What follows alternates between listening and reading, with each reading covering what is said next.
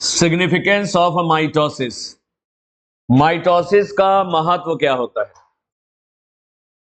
Mitosis और equational division is usually restricted to diploid sales,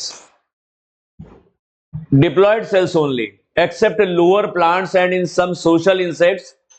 Haploid cells also divide by mitosis. Mitosis या equational division हमें कहां देखने को मिलता है? माइटोसिस या इक्वेशनल डिवीजन हमको देखने को मिलता है आमतौर पे डिप्लॉयड सेल में, लेकिन कुछ लोअर प्लांट्स की हैप्लॉयड सेल्स में भी होता है। लोअर प्लांट्स हमने बताया था एल्गी और ब्रायोफाइटा। एल्गी और ब्रायोफाइटा के जो पौधे हैं वो हैप्लॉयड होते हैं, उनमें माइटोसिस हैप्लॉयड सेल में देखने को मिलती है। कुछ एनिमल्स जो सोशल इंसेक्ट है, सामाजिक कीड़े, जैसे हनी बी, मधुमक्खी, मधुमक्खी में जो मेल हनी बी होती है जिसे ड्रोन कहते हैं, मेल हनी बी और ड्रोन, ये मेल गैमीट्स बनाती है माइटोसिस से।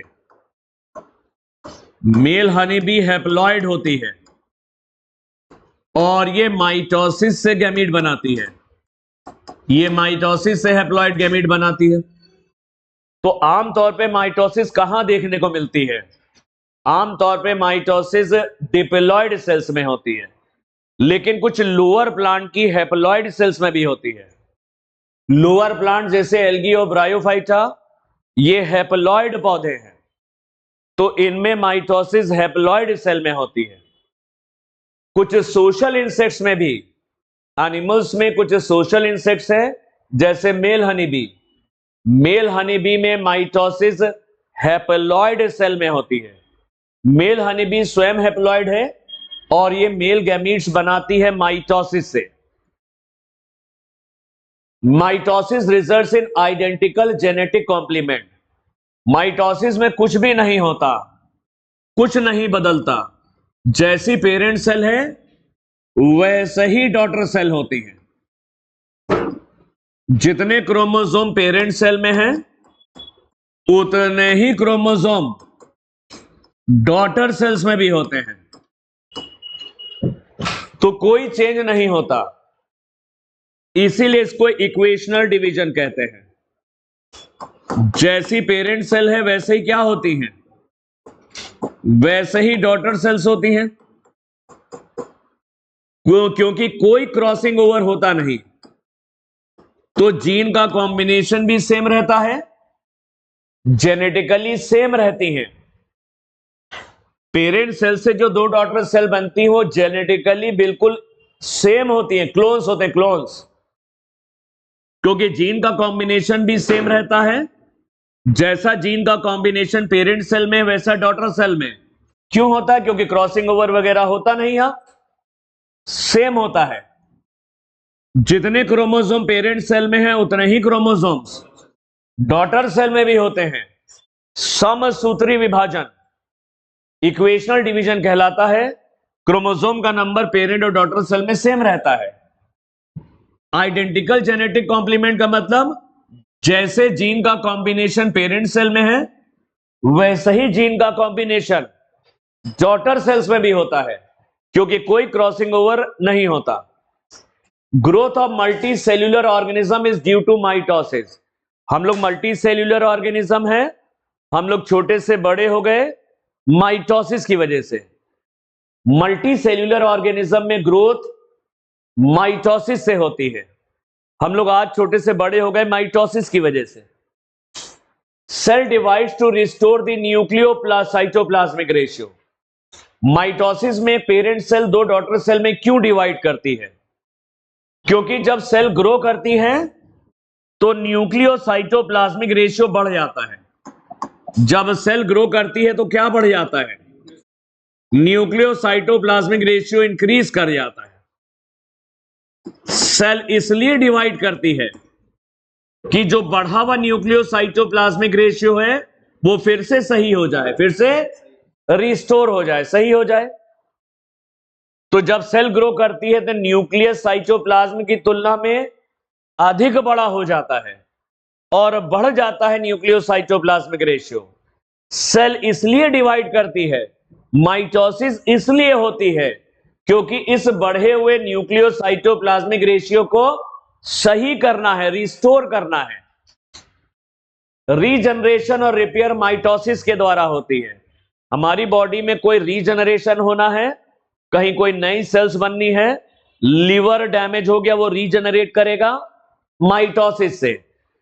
जितनी मरम्मत होती है सेल के शरीर के अंदर, वो माइटोसिस की मदद से होती है।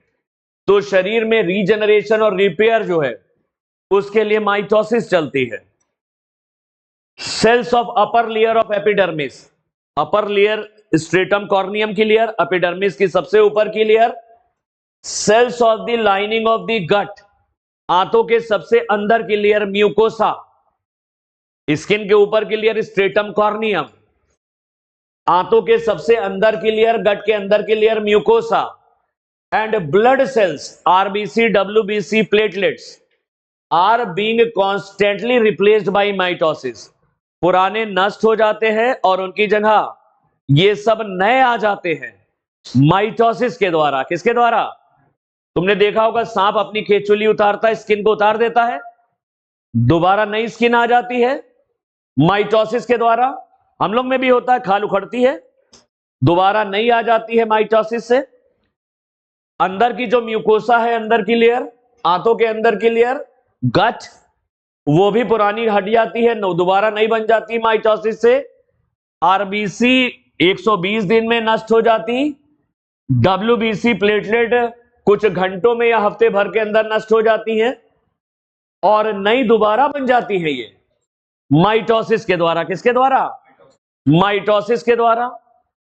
Mitotic division in the meristematic tissue, the apical and the lateral cambium result in A continuous growth of plant through out their life. पौधे जीवन पर्यंत ग्रो करते रहते हैं क्योंकि पौधों के पास मेरिस्टेमेटिक टिश्यूज होते हैं, जैसे एपिकल मेरिस्टेम और लेटरल कैम्बियम।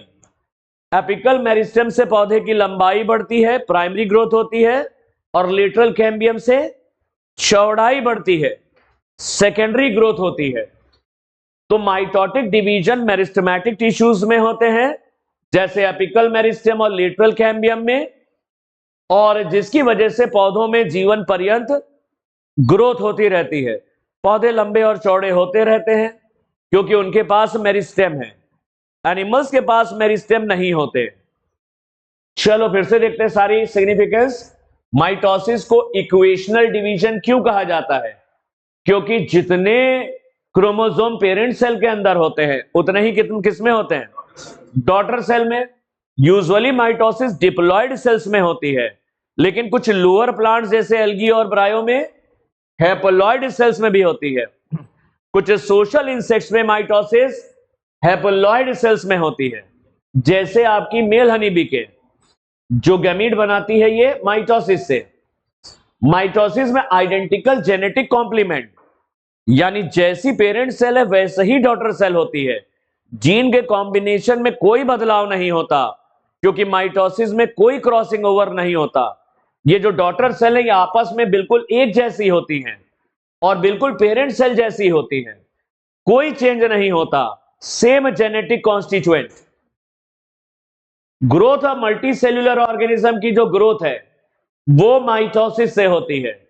रीजनरेशन और रिपेयर माइटोसिस से होता है। माइटोसिस न्यूक्लियोसाइटोप्लाज्मिक रेशियो को रिस्टोर कर देती है। जब सेल पेरेंट सेल बड़ी होती है तो न्यूक्लियोसाइटोप्लाज्मिक रेशियो इंक्रीज कर जाता है। इस बढ़े हुए न्यूक्लियोसाइटोप्लाज्मिक रेशियो को सही करने के लिए माइटोसिस होती है और डॉटर सेल बनती है और न्यूक्लियोसाइटोप्लाज्मिक रेशियो फिर से सही हो जाता है। Cells of upper layer of epidermis, inner layer of gut and blood cells, ये लगातार पुरानी नष्ट होती रहती हैं और लगातार नई बनती रहती हैं कॉन्स्टेंटली माइटोसिस के द्वारा। पौधे जीवन भर ग्रो करते रहते हैं क्योंकि उनके पास मेरिस्टेम है। एपिकल मेरिस्टेम से लंबाई, लेटरल कैम्बियम ये भी मेरिस्टेम है, इससे चौड़ाई बढ़ती है क्योंकि पौधों के पास मेरिस्टेम है। मेरिस्टेम में माइटोसिस होती है एपिकल मेरिस्टेम से लंबाई, लेटरल कैम्बियम या लेटरल मेरिस्टेम से चौड़ाई बढ़ती है। आज सबसे इंपॉर्टेंट ये लेक्चर है। ये इस लेक्चर से काफी कुछ सीखने को मिलेगा और इस लेक्चर से मदद भी मिलेगी। आपको मदद मिलेगी जेनेटिक्स में, ह्यूमन फिजियोलॉजी में, प्लांट फिजियोलॉजी में आपको हेल्प होगी। तो यहां से शुरू करते हैं इसका मियोसिस। मियोसिस शुरू करते हैं। Gametes are formed from specialised diploid cells. Gametes विशेष प्रकार की डिप्लॉयड सेल से बनते हैं। जैसे हम लोग के गैमीट्स कैसे बनते हैं? हम लोग के गैमीट्स विशेष प्रकार की डिप्लॉयड सेल से बनते हैं। प्राइमरी स्पर्मेटोसाइट से मेल गैमीट, प्राइमरी स्पर्मेटोसाइट से मेल गैमीट्स बनते हैं और प्राइमरी oocyte से फीमेल गैमीट्स बनते हैं। हम लोग में मेल गैमीट किससे बनते हैं? प्राइमरी स्पर्मेटोसाइट्स कह लो या मेल जर्म सेल स्पर्मेटोगोनिया भी कह सकते हो। चलो प्राइमरी स्पर्मेटोसाइट लिखो ज्यादा से। और प्राइमरी oocyte से क्या बनेगा? प्राइमरी oocyte से फीमेल गैमीट, इससे बनते हैं फीमेल गैमीट्स। बहुत ध्यान से समझना ये। Gametes formed from specialised diploid cell. Gametes विशेष प्रकार की डिप्लॉयड सेल से बनते हैं, जैसे प्राइमरी स्पर्मेटोसाइट और प्राइमरी oocyte। प्राइमरी स्पर्मेटोसाइट से मेल गैमीट्स और प्राइमरी oocyte से फीमेल गैमीट्स बनते हैं हम लोग में। Meiosis is a specialised kind of cell division. Meiosis विशेष प्रकार का सेल डिवीजन है that reduces the chromosome number by half. That reduces the chromosome number by half. Male gamete haploid है, फीमेल गैमीट भी हैप्लॉइड है। Meiosis primary spermatocyte में हुई, ये डिप्लॉइड है। और मियोसिस के बाद जो गैमीट्स बनते हैं, गैमीट्स जो होते हैं वो हैप्लॉइड होते हैं।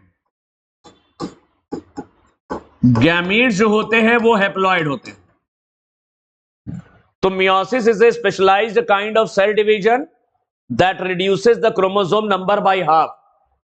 मियोसिस विशेष प्रकार का सेल डिवीजन है जिसमें क्रोमोसोम आधे हो जाते हैं। प्राइमरी स्पर्मेटोसाइट 2n है और मेल गैमीट n आधे हो गए। प्राइमरी oocyte 2n है और फीमेल गैमीट n आधे हो जाते हैं। इसीलिए मियोसिस को कहते हैं रिडक्शन डिवीजन। तो meiosis results in the production of haploid daughter cell. Meiosis से हैप्लॉइड डॉटर सेल बनती है। मियोसिस से जो डॉटर सेल या गैमीट्स बनते हैं वो हैप्लॉइड होते हैं। मियोसिस से जो डॉटर सेल्स या गैमीट्स तैयार होते हैं, गैमीट्स भी बनते हैं, स्पोर भी बनते हैं मियोसिस से, वो हैप्लॉइड होते हैं। तो meiosis results in the production of haploid daughter cell. Haploid daughter cell या गैमीट्स बनते हैं या हैप्लॉइड स्पोर भी बनते हैं। Meiosis ensure the production of haploid phase in the life cycle of sexually reproducing organism. Meiosis से haploid phase बनती है। तो मियोसिस हुई, क्या बन गई? Haploid phase. फिर फर्टिलाइजेशन हो जाएगा, मेल और फीमेल गैमीट फ्यूज कर गए, ये हो गया फर्टिलाइजेशन। फर्टिलाइजेशन से क्या हुआ? फिर से वापस आ गई क्या? फर्टिलाइजेशन से जाइगोट बन गया। जाइगोट का मतलब डिप्लॉयड फेज। तो मियोसिस प्रोड्यूस करती है हैप्लॉइड फेज और फर्टिलाइजेशन प्रोड्यूस कर देता है diploid phase. Meiosis ensures, meiosis निश्चित करती है production of haploid phase. Meiosis से हैप्लॉइड फेज, गैमीट्स या स्पोर बनते हैं। किसमें ऐसा होता है? In sexually reproducing organism. Sexually reproducing organism में मियोसिस निश्चित करती है, मियोसिस से प्रोड्यूस होते हैं हैप्लॉइड गैमीट्स या haploid daughter cells. Whereas fertilisation रीस्टोर्स, fertilisation से पुनः डिप्लॉयड फेज वापस आ जाती है। मेल और फीमेल गैमीट के फर्टिलाइजेशन से फिर से वापस आ गई, रिस्टोर हो गई, डिप्लॉयड फेज वापस आ गई। तो मियोसिस सेक्सुअली रिप्रोड्यूसिंग ऑर्गेनिजम्स में हैप्लॉयड फेज बनाती है और फर्टिलाइजेशन फिर से बना देता है, डिप्लॉयड फेज बना देता है। Meiosis leads to the formation of haploid gametes. Meiosis से हैप्लॉयड गैमीट्स बनते हैं, हैप्लॉयड स्पोर भी बनते हैं, या कह लो हैप्लॉयड डॉटर सेल्स बनती हैं। सब सही है। मियोसिस से हैप्लॉयड गैमीट्स बोल दो, वो भी बनते हैं, हैप्लॉयड स्पोर भी बनते हैं और haploid daughter cells. The key feature of meiosis are as follows. Meiosis के की फीचर्स क्या है, मुख्य बातें क्या है? Meiosis involves two sequential cycles of nuclear and cell division called meiosis 1 and meiosis 2, but only a single cycle of DNA replication. देखो meiosis में दो डिवीजन्स होते हैं। मियोसिस में कितने डिवीजन है? एक सेल है, मान लो ये 2n है, ये मान लो कोई है प्राइमरी स्पर्मेटोसाइट है, इसमें पहली बार मियोसिस होगी, n बनेगा, ये फर्स्ट मियोटिक डिवीजन है, फर्स्ट मियोटिक डिवीजन। तो मियोसिस में दो डिवीजन्स होते हैं, फर्स्ट मियोटिक डिवीजन और second meiotic division. First meiotic division में 2n से n हो जाता, तो फर्स्ट मियोटिक डिवीजन एक्चुअल में रिडक्शन डिवीजन है। मियोसिस का पहला जो डिवीजन है वो रिडक्शन डिवीजन है। इसको रिडक्शन डिवीजन क्यों कह रहे हैं? क्योंकि क्रोमोसोम 2n से कितने हो गए? आधे, n हो गए। लेकिन मियोसिस में एक और डिवीजन होता है, सेकेंड मियोटिक डिवीजन, इसको मियोसिस 2 कह लो या second meiotic division, second meiotic division, इसको मियोसिस 2 भी कह सकते हो। ये माइटोसिस जैसा होता है, n से n बनता है, सेम, ये बिल्कुल माइटोसिस के जैसा होता है। ये इक्वेशनल डिवीजन है, माइटोसिस के जैसा। इसको इक्वेशनल डिवीजन क्यों कह रहे हो? क्योंकि n से n बन रहा, n से n बन रहा। तो मियोसिस 2 में दो बार न्यूक्लियस डिवाइड करता है, दो न्यूक्लियर डिवीजन होते हैं। पहली बार 1 से 2 सेल बनती हैं, पहले डिवीजन में 2 सेल बनेंगे और 2 डिवीजन के बाद 4 डॉटर सेल बनती। तो मियोसिस में टोटल कितनी डॉटर सेल बनती है? 4, माइटोसिस में 2। Meiosis involves 2 sequential cycle of, meiosis में 2 लगातार होती हैं, 2 साइकिल्स होती हैं डिवीजन्स की। एक को बोलते हैं फर्स्ट मियोटिक डिवीजन या मियोसिस 1 और दूसरे को कहते हैं मियोसिस 2। इसको मियोसिस 1 भी कह सकते हो और इसको मियोसिस 2।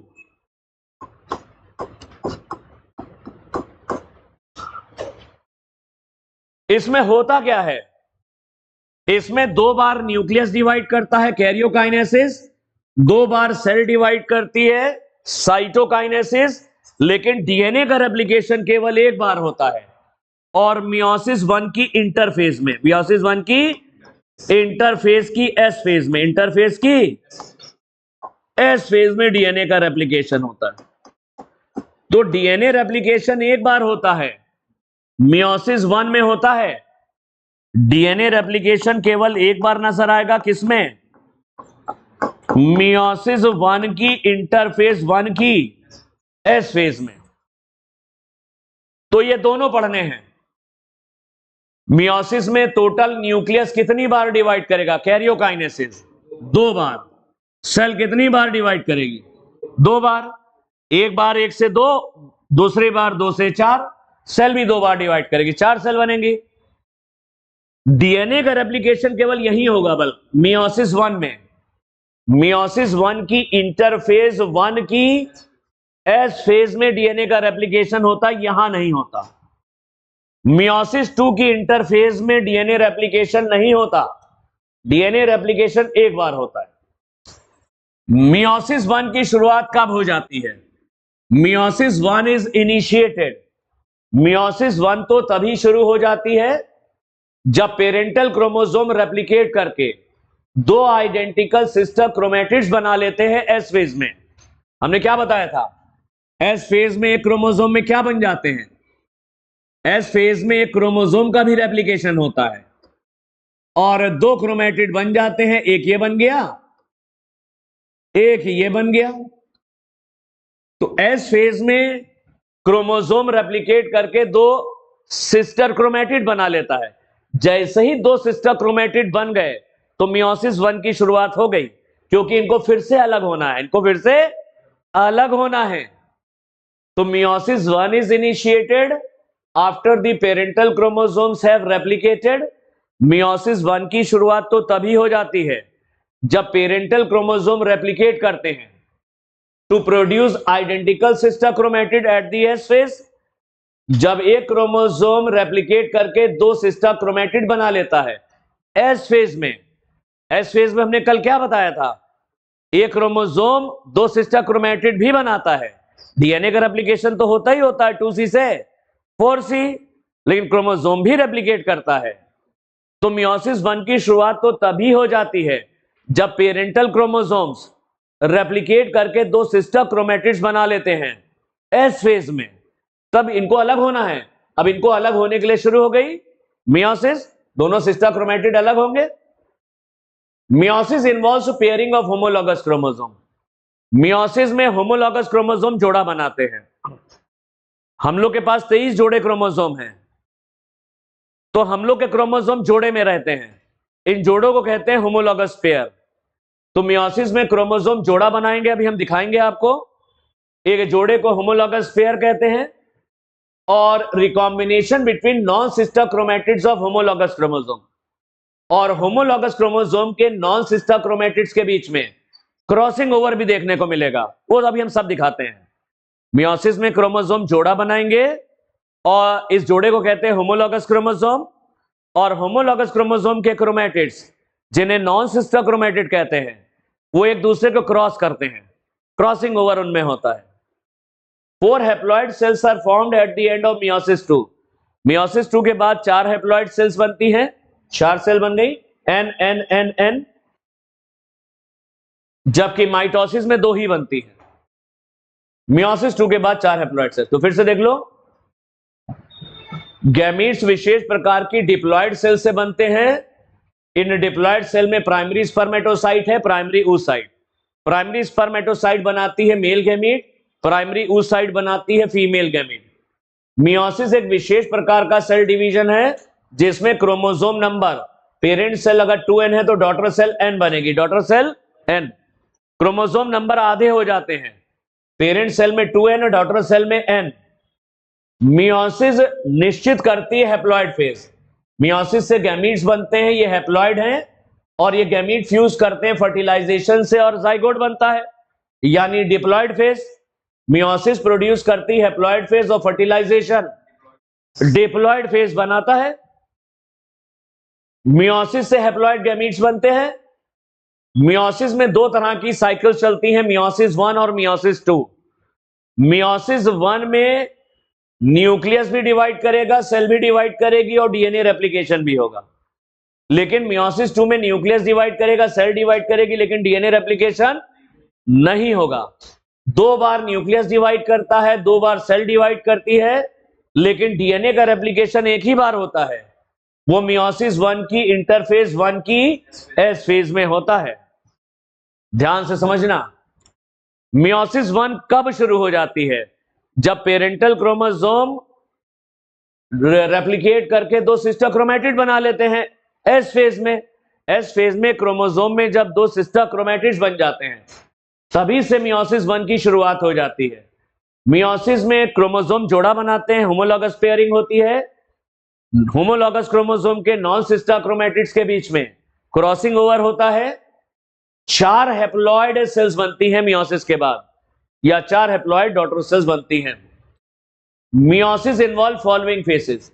मियोसिस में निम्न फेसेस देखने को मिलती है, मियोसिस 1, मियोसिस 2।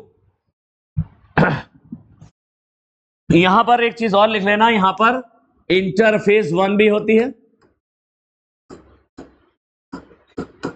यहां पर होती है इंटरफेस 2। इंटरफेस 2 को कहते हैं इंटरकाइनेसिस। इंटरफेस 2 का एक और नाम है, और इसमें डीएनए रेप्लिकेशन नहीं होता। No DNA replication. DNA replication कहां होता है? केवल इंटरफेस 1 में।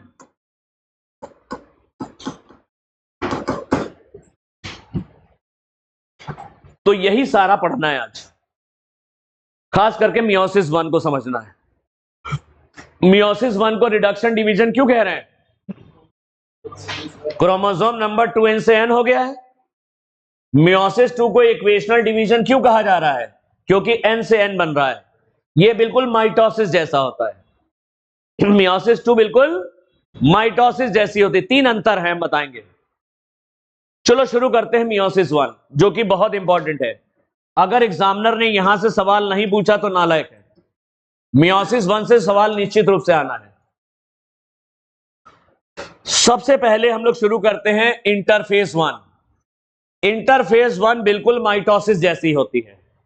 जो माइटोसिस में हमने बताया था सेल साइकिल में, G1 फेज में आरएनए और प्रोटीन्स बनेंगे, S फेज में डीएनए का रेप्लिकेशन होगा, और G2 फेज में भी आरएनए और प्रोटीन बनेंगे, non stone protein, tubulin protein. बिल्कुल वैसे ही होगा जैसे कि माइटोसिस में पढ़ा था। और डीएनए का रेप्लिकेशन भी होगा। यहां सेंट्रियोल भी रेप्लिकेट करके 2 डॉटर सेंट्रियोल बनाएगी एस फेज में। हिस्टोन प्रोटीन भी बनेंगी एस फेज में, जैसा पहले पढ़ा था। तो वो इंटरफेस 1 आपको वहीं से पढ़ लेना, बिल्कुल जैसे पढ़ी है माइटोसिस में, बिल्कुल वैसा ही है। G1 और G2 ग्रोथ फेज है, इनमें आरएनए और प्रोटीन्स बनते हैं, नॉन हिस्टोन प्रोटीन्स। और एस फेज में डीएनए का रेप्लिकेशन है, हिस्टोन प्रोटीन्स बनेंगे, क्रोमोसोम का रेप्लिकेशन है, और एनिमल सेल में सेंट्रियोल डिवाइड करके 2 डॉटर सेंट्रियोल बनाएगी। ये सब वही है। चलो इधर प्रोफेज 1 सबसे बड़ी होती है। Prophase 1 is longer and more complex phase. Prophase 1 सबसे लंबी होती है और काफी जटिल होती है। मियोसिस 1 की प्रोफेज 1 सबसे लंबी फेज है, और ये काफी कॉम्प्लेक्स होती है, जटिल होती है। इसको 5 सब फेजेस में डिवाइड किया गया है। इसको 5 सब फेजेस में डिवाइड किया गया on the basis of chromosomal behaviour. Chromosome के व्यवहार के अनुसार इसको 5 सब फेजेस में बांटा गया है। लेप्टोटीन, जाइगोटीन, पैकिटीन, डिप्लोटीन और डायाकाइनेसिस। लेप्टोटीन, जाइगोटीन, पैकिटीन, डिप्लोटीन और डायाकाइनेसिस। लेप्टोटीन में क्रोमोसोम बीडेड दिखते हैं, मोती की माला जैसा नजर आता है, क्रोमोमियर्स वगैरह दिखते हैं। जाइगोटीन में क्रोमोसोम जोड़ा बनाते हैं। पैकेटीन में क्रॉसिंग ओवर होता है। डिप्लोटीन में कियास्माटा बनता है, और डायाकाइनेसिस में टर्मिनलाइजेशन होता है। अभी सब बताएंगे। यानी हर स्टेज पर, हर जगह क्रोमोसोम का बिहेवियर चेंज हो रहा है। कभी क्रोमोसोम मोती जैसे नजर आ रहे हैं, लेप्टोटीन में मोती की माला जैसे दिख रहे हैं। कभी क्रोमोसोम जोड़ा बनाते हुए दिख रहे हैं, पेयरिंग, जाइगोटीन में।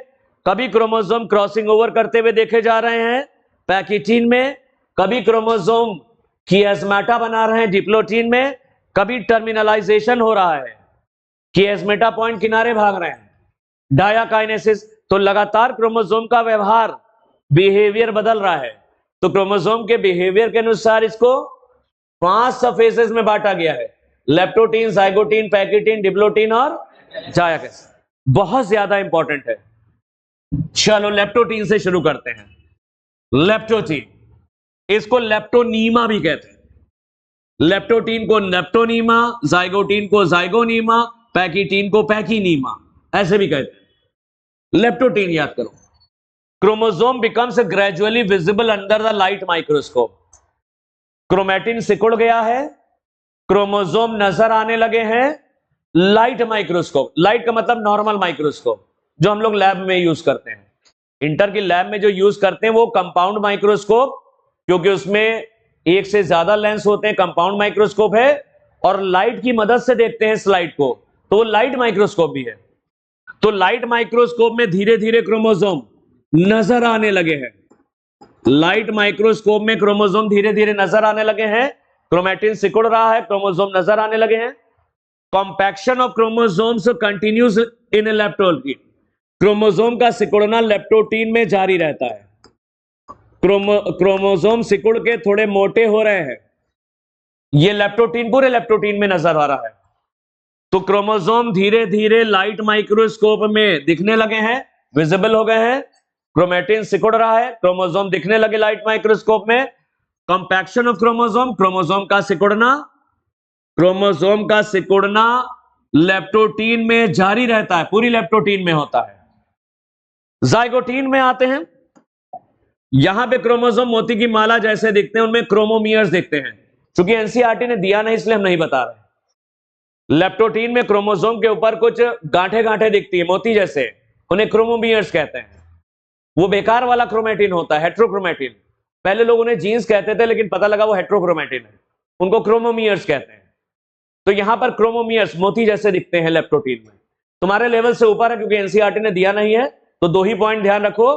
क्रोमोसोम लाइट माइक्रोस्कोप में धीरे धीरे नजर आने लगे हैं, क्रोमोसोम का सिकुड़ना पूरी लेप्टोप्रोटीन में जारी है।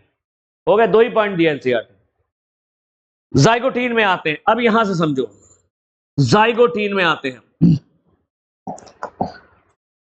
अगर मान लो हमने एक सेल के अंदर हमने 4 क्रोमोसोम लिए, चलो इसके डायग्राम से सिखा देते। चलो जाइगोटीन, मान लो हमने एक सेल के अंदर 4 क्रोमोसोम लिए, ये है जाइगोटीन। अभी न्यूक्लियर मेम्ब्रेन भी मौजूद है, न्यूक्लियोलस भी मौजूद है, दोनों मौजूद हैं। हमने मान लो एक सेल लिए जिसमें 4 क्रोमोसोम है, इसमें दिखाते हैं। क्रोमोसोम जोड़ा बनाने लगे हैं, क्या बनाने लगे हैं? जोड़ा बनाने लगे हैं। होमोलॉगस क्रोमोसोम जोड़ा बनाने लगे हैं।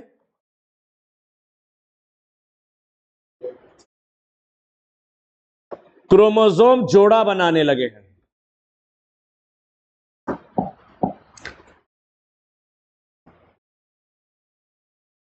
चार क्रोमोसोम हमने लिए हैं,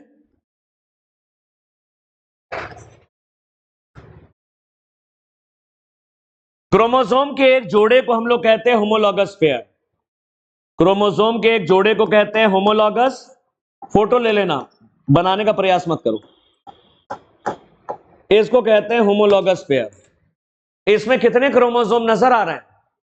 2 क्रोमोसोम। एक जोड़े में कितने क्रोमोसोम हैं? 2 क्रोमोसोम। तो इसे बाइवेलेंट कहते हैं। इसमें 2 क्रोमोसोम है, इसको कहेंगे बाइवेलेंट। लेकिन अभी तुम्हें क्रोमैटिड दिख नहीं रहे हैं। हर एक क्रोमोसोम में 2 क्रोमैटिड है, लेकिन आप बहुत करीब करीब है, नजर नहीं आ रहे। एक क्रोमोसोम में 2 क्रोमैटिड हैं, ये तो एस फेज में ही बन चुके हैं, लेकिन यहां भी दिख नहीं रहे। तो 2 क्रोमोसोम में कितने क्रोमैटिड होंगे? 2 क्रोमोसोम में 4 क्रोमैटिड होंगे। तो 4 क्रोमैटिड की वजह से इसे टेट्राड भी कहते हैं। तो होमोलॉगस क्रोमोसोम ये जोड़ा बनाने लगे हैं। जोड़े बनाने को पेयरिंग कहते हैं। पेयरिंग या साइनेप्सिस कहते हैं। पेयरिंग और साइनेप्सिस कहते हैं। होमोलॉगस क्रोमोसोम जोड़ा बनाने लगे हैं, इस जोड़े को पेयरिंग या साइनेप्सिस कहते हैं। एक जोड़े को बाइवेलेंट क्यों कह रहे हो? क्योंकि इसमें 2 क्रोमोसोम है। इसको टेट्राड भी कह रहे हो क्योंकि 2 क्रोमोसोम के अंदर कितने क्रोमैटिड हैं? 4 क्रोमैटिड हैं। अरे 2 क्रोमोसोम की वजह से कह दिया बाइवेलेंट। और इन 2 क्रोमोसोम्स के अंदर कितने क्रोमैटिड हैं? 4 क्रोमैटिड की वजह से इसको क्या बोलोगे? इसको टेट्राड। तो होमोलॉगस पेयर बोलो या होमोलॉगस क्रोमोसोम्स बोलो या बाइवेलेंट बोलो या टेट्राड बोलो, सब सही है। ये तीनों नाम सही है। हर एक जोड़े में एक क्रोमोसोम मां से आता है, फीमेल गैमीट के थ्रू, और एक फादर से आता है, मेल गैमीट के थ्रू। तो एक क्रोमोसोम मैटरनल होता है, मां से आता है फीमेल गैमीट के जरिए। ये वाला क्रोमोसोम फादर से आया मेल गैमीट के जरिए, पैटर्नल। तो एक जोड़े में दोनों होते हैं, एक मां का होता है मैटरनल, एक फादर का है पैटर्नल। तो जोड़े में दोनों से आते हैं, मैटरनल और पैटर्नल। तो हो गया, जाइगोटीन में क्रोमोसोम क्या बना रहे हैं? जोड़ा। जोड़े को कहते हैं पेयरिंग या साइनेप्सिस। इस जोड़े को होमोलॉगस पेयर या बाइवेलेंट या टेट्राड कहते हैं। बाइवेलेंट क्यों कहते हैं? क्योंकि इसमें 2 क्रोमोसोम है। टेट्राड क्यों कहते हैं? क्योंकि 2 क्रोमोसोम के अंदर 4 क्रोमेटिड है। ये जो पेयरिंग है बहुत ही एक्यूरेट होती है, ये पेयरिंग बहुत एग्जैक्ट होती है, एकदम एक्यूरेट चाहिए। एकदम एक्यूरेट पेयरिंग के लिए इन होमोलॉगस क्रोमोसोम के बीच में एक सीढ़ी नुमा स्ट्रक्चर बनता है। इन होमोलॉगस क्रोमोसोम में एक सीढ़ी जैसा स्ट्रक्चर बनता है, इसको साइनेप्टोनीमल, ये प्रोटीन का सीढ़ी नुमा स्ट्रक्चर कहलाता है साइनेप्टोनीमल कॉम्प्लेक्स। होमोलॉगस क्रोमोसोम के बीच में ये सीढ़ी जैसा साइनेप्टोनीमल कॉम्प्लेक्स क्यों बना? क्योंकि एक जीन के 2 एलील कैपिटल टी और स्मॉल टी बिल्कुल आमने सामने होना चाहिए, इसीलिए साइनेप्टोनीमल कॉम्प्लेक्स। तो साइनेप्टोनीमल कॉम्प्लेक्स एग्जैक्ट और एक्यूरेट पेयरिंग कराता है। एक जीन के दोनों एलील आमने सामने होना चाहिए। कैपिटल ए मान लो तो सामने हो इसका दूसरा allele small A. Capital A भी हो सकता है, कैपिटल स्मॉल ए भी हो सकता है। तो होमोलॉगस क्रोमोसोम में सही से पेयरिंग होने के लिए दोनों क्रोमोसोम के बीच में एक सीढ़ी नुमा प्रोटीन का स्ट्रक्चर बनता है, जिसे कहते हैं साइनेप्टोनीमल कॉम्प्लेक्स। तो ज़ाइगोटीन की बात है, पैकेटीन इधर ही बताते थे, उधर पढ़ लेंगे। पैकेटीन में क्या होता है? ये है, अभी न्यूक्लियर मेम्ब्रेन भी मौजूद है, न्यूक्लियोलस भी मौजूद है, कुछ गैप नहीं हुआ। न्यूक्लियर मेम्ब्रेन भी है और न्यूक्लियोलस भी है, कोई गैप नहीं हुआ।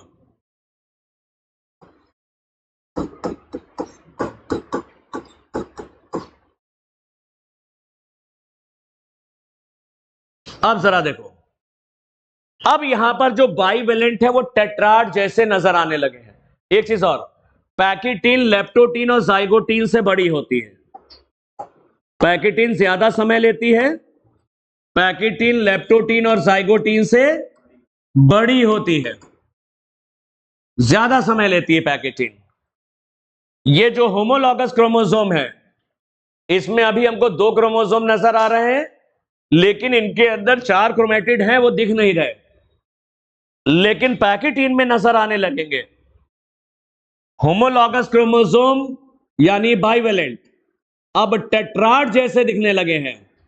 देखो, इस क्रोमोसोम में ये क्रोमेटिड, 2 क्रोमेटिड आ गए, इस लाल वाले में 2 क्रोमेटिड नजर आने लगे, और नीले वाले में भी 2 क्रोमेटिड नजर आने लगे।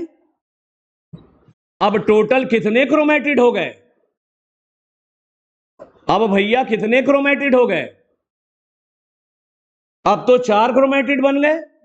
अब बाइवेलेंट टेट्राड जैसे दिखने लगे हैं, यानी चारों क्रोमेटिड दिखने लगे हैं। Bivalent now appear as tetrad. Bivalent अब कैसे दिखने लगे हैं? Bivalents now appear as tetrad. Bivalent tetrad जैसे दिखने लगे, यानी चारों क्रोमेटिड दिखने लगे। इस होमोलॉगस पेयर के चारों क्रोमेटिड दिखने लगे। बाइवेलेंट अब कैसे दिखने लगे? बाइवेलेंट अब टेट्राड जैसे दिखने लगे। बाइवेलेंट टेट्राड जैसे नजर आने लगे।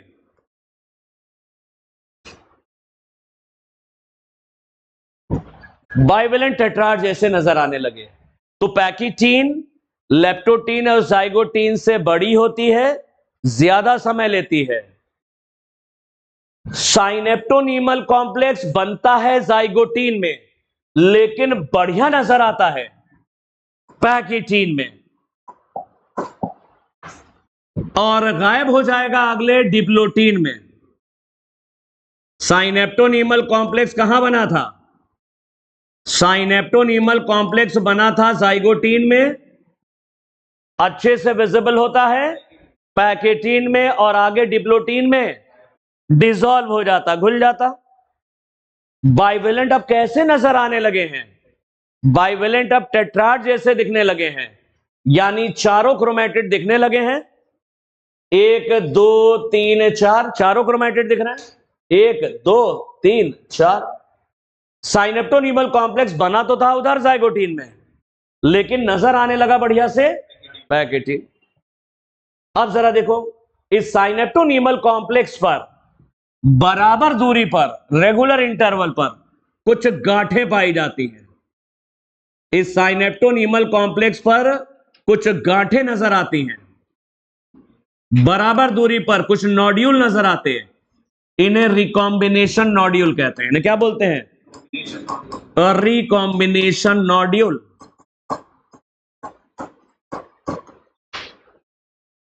रिकॉम्बिनेशन नोड्यूल नजर आ रहे हैं साइनेप्टोनीमल कॉम्प्लेक्स पर, कुछ गांठें जैसी दिख रही हैं। अब जरा देखना, इस होमोलॉगस क्रोमोसोम के, देखो एक क्रोमोसोम के क्रोमैटिड तो सिस्टर होते हैं, ये लाल वाले आपस में सिस्टर हैं, लेकिन दो अलग अलग क्रोमोसोम, लाल और नीला अलग अलग क्रोमोसोम हैं, तो ये आपस में हुए non sister. Non sister, non sister chromatid. लेकिन ये नॉन सिस्टर क्रोमैटिड्स एक ही जोड़े के हैं, एक ही जोड़े के हैं, होमोलॉगस पेयर के हैं। ये नॉन सिस्टर क्रोमैटिड एक ही जोड़े के हैं, होमोलॉगस पेयर के हैं। इनमें क्रॉसिंग ओवर हो रहा है। क्या हो रहा है? तो क्रॉसिंग ओवर किसके बीच में हो रहा है? क्रॉसिंग ओवर दो अलग अलग क्रोमोसोम के क्रोमैटिड्स के बीच में हो रहा है। किसके बीच में हो रहा है? Between non sister chromatids of homologous chromosome. Homologous chromosome के नॉन सिस्टर क्रोमैटिड्स के बीच में हो रहा है क्रॉसिंग ओवर। अब जरा समझना, सिस्टर क्रोमैटिड के ऊपर सेम होता है, अगर इधर कैपिटल ए लगा है तो इधर भी कैपिटल ए ही होगा। Same combination, same genetic information होती है। लेकिन नॉन सिस्टर क्रोमैटिड पर सेम नहीं होता, इधर कैपिटल है तो इसमें स्मॉल ए भी हो सकता है। चलो, पैकेटीन में क्रॉसिंग ओवर हो रहा है। क्या हो रहा है? क्रॉसिंग ओवर देखने को मिल रहा है। क्रॉसिंग ओवर किसके बीच में हो रहा है? Non sister chromatids of homologous chromosome. Homologous chromosome के नॉन सिस्टर क्रोमैटिड्स के बीच में क्रॉसिंग ओवर हो रहा। क्रॉसिंग ओवर कैसे होता है जरा समझो। साइनेप्टोनीमल कॉम्प्लेक्स पे नजर आ रहे हैं रिकॉम्बिनेशन नोड्यूल। साइनेप्टोनीमल कॉम्प्लेक्स पे नजर आ रहे हैं रिकॉम्बिनेशन नोड्यूल। जहां जहां रिकॉम्बिनेशन नोड्यूल है, ध्यान से सुनना, वहां से एक दूसरे को क्रॉस करते हैं non sister chromatid. Non sister chromatid कहां से क्रॉस करते हैं? जहां पर मौजूद है रिकॉम्बिनेशन, जहां पे रिकॉम्बिनेशन नोड्यूल मौजूद है, वहां से एक दूसरे को क्रॉस करते हैं नॉन सिस्टर क्रोमैटिड। तो रिकॉम्बिनेशन नोड्यूल वो साइट है, वो जगह है जहां से एक दूसरे को क्रॉस करते हैं नॉन सिस्टर क्रोमैटिड। लेकिन एक रिकॉम्बिनेशन नोड्यूल थोड़ी ना, बहुत से हैं।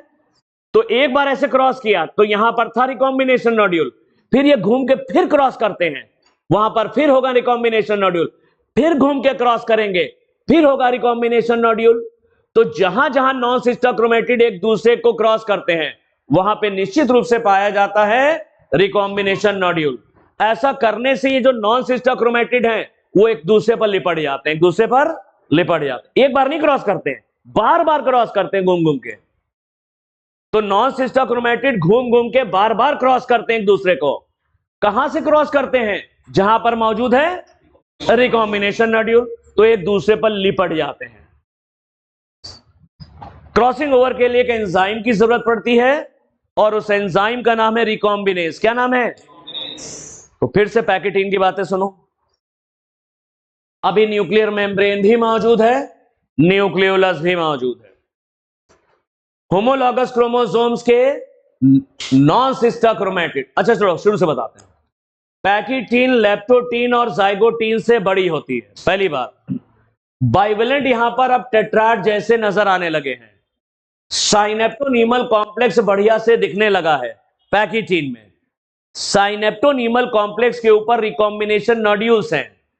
नॉन सिस्टर क्रोमैटिड एक दूसरे को क्रॉस कर रहे हैं, लेकिन ये नॉन सिस्टर क्रोमैटिड एक ही जोड़े के हैं, होमोलॉगस पेयर के हैं।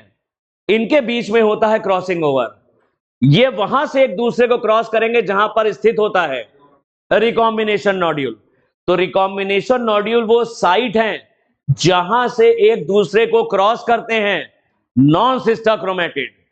एक बार नहीं क्रॉस करते हैं, फिर ये घूम के फिर क्रॉस करेंगे, फिर घूम के क्रॉस करेंगे, फिर घूम के क्रॉस करेंगे, लेकिन जहां जहां एक दूसरे को क्रॉस करेंगे वहां निश्चित रूप से उपलब्ध होगा रिकॉम्बिनेशन नोड्यूल। तो रिकॉम्बिनेशन नोड्यूल वो साइट है, वो जगह है जहां से एक दूसरे को क्रॉस करते हैं नॉन सिस्टर क्रोमेटिड और आपस में एक दूसरे पर लिपट जाते हैं। अब जरा देखो, क्रॉसिंग ओवर के लिए एक एंजाइम भी चाहिए, वो एंजाइम है रिकॉम्बिनेट। क्रॉसिंग ओवर में होता क्या है, ये जो नॉन सिस्टर क्रोमेटिड्स अदला बदली कर लेते हैं, नीला वाला टुकड़ा लाल पे चला जाएगा, लाल का थोड़ा सा टुकड़ा कट के नीले पे, अपने टुकड़ों की अदला बदली करते हैं। क्रॉसिंग ओवर के दौरान नॉन सिस्टर क्रोमेटिड अपने टुकड़े एक्सचेंज कर लेते हैं। टुकड़े एक्सचेंज करने से जीन के नए कॉम्बिनेशन बनते हैं। जीन के नए कॉम्बिनेशन को रिकॉम्बिनेंट्स कहते हैं। तो क्रॉसिंग ओवर रिकॉम्बिनेंट्स पैदा करता है। फिर से देखो, जब नॉन सिस्टर क्रोमेटिड एक दूसरे को क्रॉस कर रहे हैं तो अदला बदली करते हैं, नीले वाले क्रोमोसोम का टुकड़ा लाल पे चला जाएगा, लाल वाले का नीले पर आ जाता है। तो क्रॉसिंग ओवर के दौरान non sister chromatid they exchange there segment, टुकड़ों की अदला बदली करते हैं। टुकड़ों की अदला बदली करने से जीन के नए कॉम्बिनेशन बनते हैं। नए कॉम्बिनेशन को रिकॉम्बिनेंट्स कहते हैं। इसीलिए क्रॉसिंग ओवर को रिकॉम्बिनेशन कहा जाता है। क्या कहा जाता है? तो क्रॉसिंग ओवर से रिकॉम्बिनेंट्स पैदा होते हैं, जीन के नए कॉम्बिनेशन, तो क्रॉसिंग ओवर को रिकॉम्बिनेशन कहते हैं। और रिकॉम्बिनेशन के लिए एंजाइम चाहिए, रिकॉम्बिनेस। फोटो ले लो, पढ़ लेते हैं। पैकेटिन तो आएगा ही आएगा, देखना आएगा सवाल। अभी तुम देखना कितने सवाल होंगे जब रिवीजन से तुम कहोगे सर ऐसे बोला था, दोबारा आना तो इसी में से ही है। जाएगा कहां से? एग्जामिनर पूछे कहां से आएगा, तो यही से ही।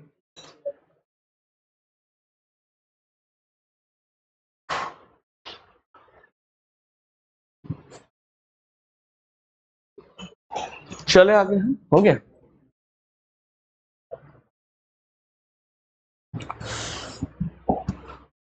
पैकेटिन जाइगोटिन से पेयरिंग और synapsis of chromosome occur.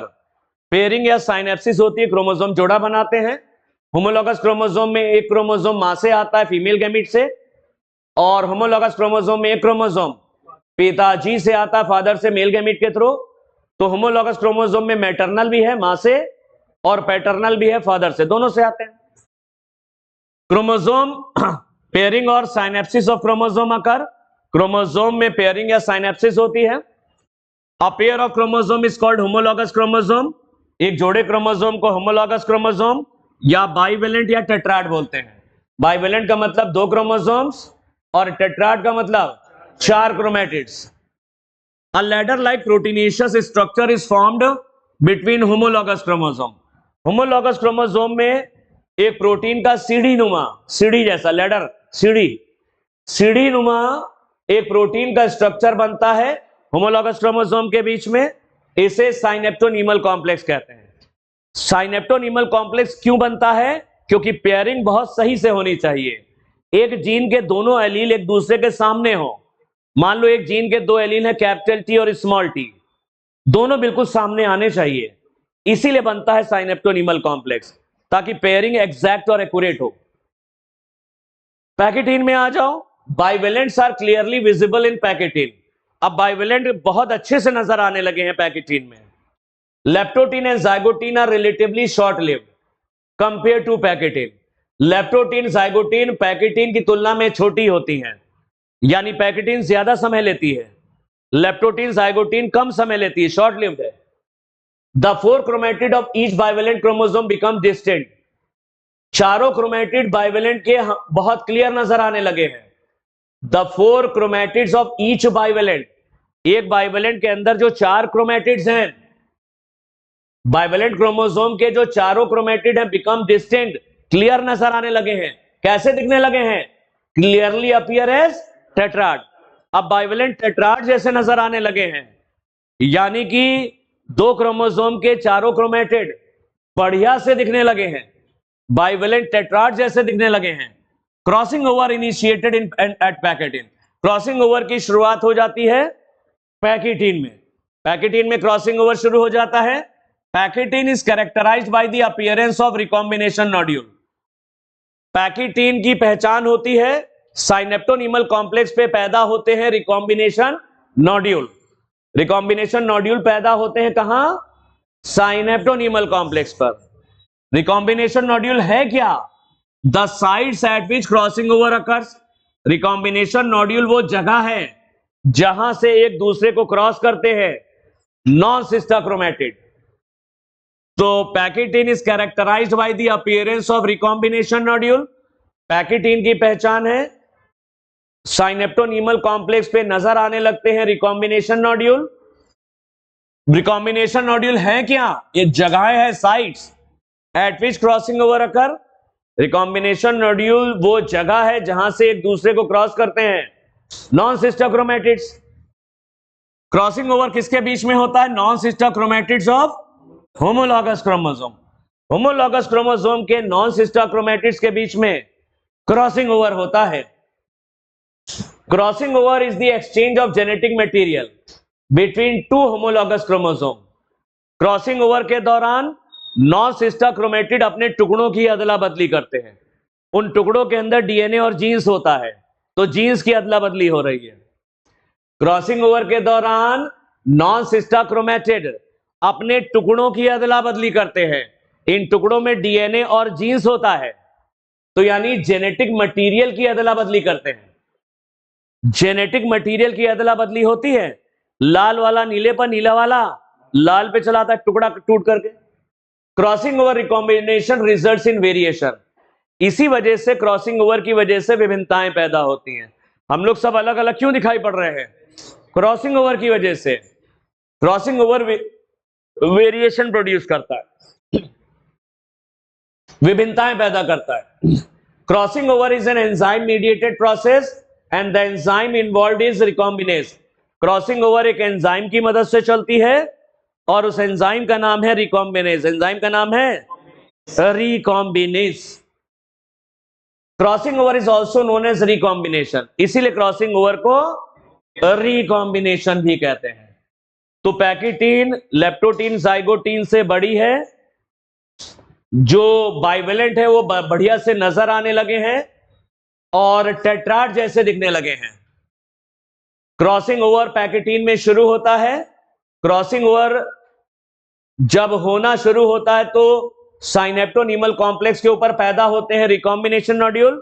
Recombination nodules वो जगह है जहां से एक दूसरे को क्रॉस करते हैं non sister chromatid.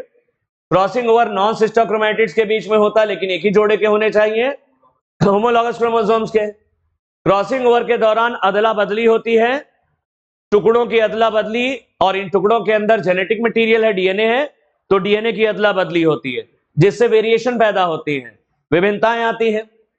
Crossing over में एक एंजाइम चाहिए रिकॉम्बिनेज। क्रॉसिंग ओवर को रिकॉम्बिनेशन भी कहते हैं। अब जरा देखो, सारे डायग्राम नहीं बनाएंगे क्योंकि वो क्लास में टाइम लगता है उसमें बहुत। डिप्लोटीन। डिप्लोटीन में क्या होता है? Dissolution of synaptonemal complex occur. Synaptonemal complex dissolve हो जाता है। दो तीन बार आया है, 2020 में है, 24 में है। तो साइनेप्टोनीमल कॉम्प्लेक्स बना किसमें? जाइगोटीन में। बढ़िया से दिखा किसमें? पैकेटीन में। डिसॉल्व हो गया, घुल गया, घुल गया डिप्लोटीन में। अब होमोलॉगस क्रोमोसोम एक दूसरे से अलग होने लग जाते हैं। ऐसे जुड़े हुए थे ना, ये लाल वाला क्रोमोसोम इधर भागेगा, नीला इधर भागेगा। होमोलॉगस क्रोमोसोम अलग होने लगते हैं, लेकिन जिस जगह पर क्रॉस किए थे वहां पे चिपके रह जाते हैं।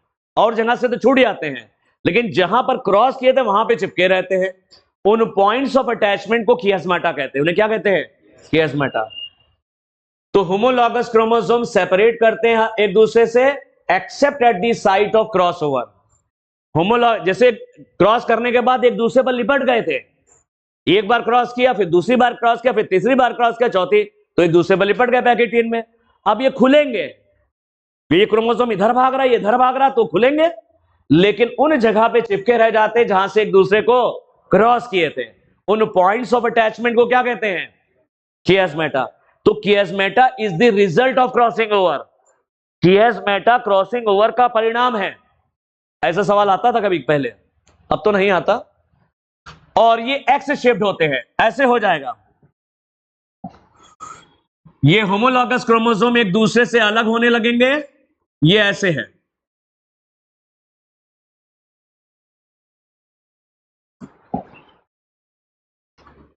टुकड़ों की अदला बदली कर लेते हैं। होमोलॉगस क्रोमोसोम अपने टुकड़ों की अदला बदली कर लेते हैं।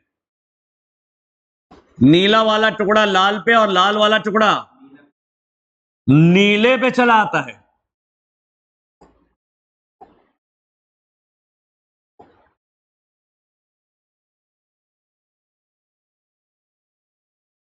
कुछ इस तरीके से हो जाएगा।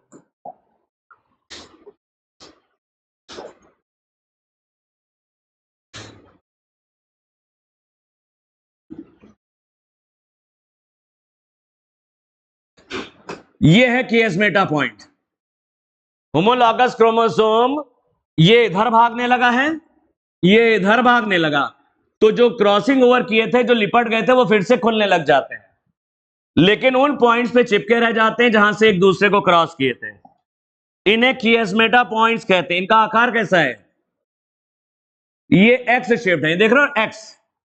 ये किएस्मेटा का आकार कैसा है? एक्स शेप्ड है। ये किएस्मेटा एक्स शेप्ड है, किएस्मेटा पॉइंट्स। किएस्मेटा क्रॉसिंग ओवर का परिणाम है, क्रॉसिंग ओवर के बाद बनते हैं, एक्स शेप्ड है। तो homologous chromosome separate from each other, homologous chromosome separate करने लगते हैं, accept at the site of crossing over, जहां पर एक दूसरे को क्रॉस किए थे वहां चिपके रहते हैं। इन पॉइंट्स को क्या कहते हैं? Chiasmata. The X shaped structure are called chiasmata. ये किएस्मेटा पॉइंट्स है, ये एक्स शेप्ड है। कैसा है? X shaped. In oocytes of some vertebrates, normally diplotene सबसे छोटी फेज होती है, लेकिन वर्टिब्रेट के ऊ साइड्स में डिप्लोटीन महीनों सालों तक बनी रहती है। वर्टिब्रेट में ह्यूमन बीइंग भी आ गया और फ्रॉग भी आ गया। ह्यूमन बीइंग और फ्रॉग में डिप्लोटीन महीनों और सालों तक बनी रहती है। ये हम सिखाएंगे जब oogenesis पढ़ाएंगे, तो फीमेल गैमीट का डेवलपमेंट पढ़ाएंगे ह्यूमन रिप्रोडक्शन में, तो बताएंगे कि डिप्लोटीन कितने लंबे समय तक बनी रहती है, सालों तक बनी रहती है। मेंढक में, मेंढक भी वर्टिब्रेट है। ये डिप्लोटीन लंबी क्यों होती है? क्योंकि वहां पर दूसरे प्रकार के क्रोमोसोम पाए जाते हैं, लैम्ब्रेस क्रोमोसोम वगैरह होते हैं, जो योग बनाते हैं, योग, अंडे के लिए योग बनाते हैं, इसीलिए डिप्लोटीन बड़ी होती है। तो डिप्लोटीन नॉर्मली वैसे छोटी होती है, लेकिन वर्टिब्रेट के ऊ साइड्स में, वर्टिब्रेट का मतलब फ्रॉग हो गया और ह्यूमन बीइंग, इनके ऊ साइड्स में ये डिप्लोटीन महीनों और सालों तक। मेंढक में डिप्लोटीन बड़ी इसलिए होती है फ्रॉग में, क्योंकि वहां पर योग बनता है, दूसरे तरह के क्रोमोसोम पाए जाते हैं, वो योग बनाते हैं। और फीमेल तो मैच्योर नहीं हुई है, फीमेल जब मैच्योर होगी, ह्यूमन फीमेल, तब वो डिवीजन पूरा होता है, वो हम सिखाएंगे आगे। तो डिप्लोटीन वहां पर भी लंबी है। तो डिप्लोटीन नॉर्मली तो छोटी होती है, लेकिन वर्टिब्रेट के उस साइड्स में महीनों और सालों तक बनी रहती है। चलो नेक्स्ट आते हैं डायाकाइनेसिस। डायाकाइनेसिस में होता क्या है? होमोलॉगस क्रोमोसोम इधर भाग रहे हैं, तो ये किएस्मेटा पॉइंट किधर भागेंगे? ऊपर किनारे की तरफ भागेंगे, नहीं भागेंगे? अरे इन दोनों को ऐसे अलग करो, ये किएस्मेटा पॉइंट किनारे की तरफ भागेगा। किनारे मतलब टर्मिनल एंड, टर्मिनल एंड की ओर किएस्मेटा पॉइंट का भागना टर्मिनलाइजेशन है। क्या है ये? टर्मिनलाइजेशन। तो diakinesis is marked by terminalisation of chiasmata. Chiasmata point किनारों की ओर भाग रहे हैं, क्योंकि होमोलॉगस क्रोमोसोम अलग हो रहे हैं। तो डायाकाइनेसिस को कैसे पहचानोगे? Terminalisation of chiasmata. Chiasmata points किनारे की ओर भाग रहे हैं, ये वाला उधर भाग रहा है, ये वाला इधर, ये पॉइंट। तो ये क्रोमोसोम जब इधर भाग रहा है, ये क्रोमोसोम इधर भाग रहा, तो ये पॉइंट इधर भागेगा, ये वाला पॉइंट इधर भागेगा। किनारों की तरफ किएस्मेटा पॉइंट्स का भागना टर्मिनलाइजेशन कहलाता है। क्रोमोसोम पूरी तरीके से सिकुड़ जाते हैं, जबकि माइटोसिस में पूरी तरीके से सिकुड़ेंगे मेटाफेज में। यहां अभी सिकुड़ गए। माइटोसिस में क्रोमोसोम पूरी तरीके से सिकुड़ते हैं मेटाफेज में, जबकि मियोसिस में डायाकाइनेसिस में ही सिकुड़ चुके हैं। मेटाफेज से पहले ही हो गया काम। क्रोमोसोम पूरी तरीके से सिकुड़ चुके हैं, स्पिंडल बन गया है। स्पिंडल का चौड़ा वाला भाग इक्वेटर और किनारे पतले वाले भाग पोल्स कहलाते हैं। स्पिंडल बन गया है, स्पिंडल का चौड़ा वाला भाग क्या है? इक्वेटर है, और किनारे संकरे भाग इनको पोल कहते हैं।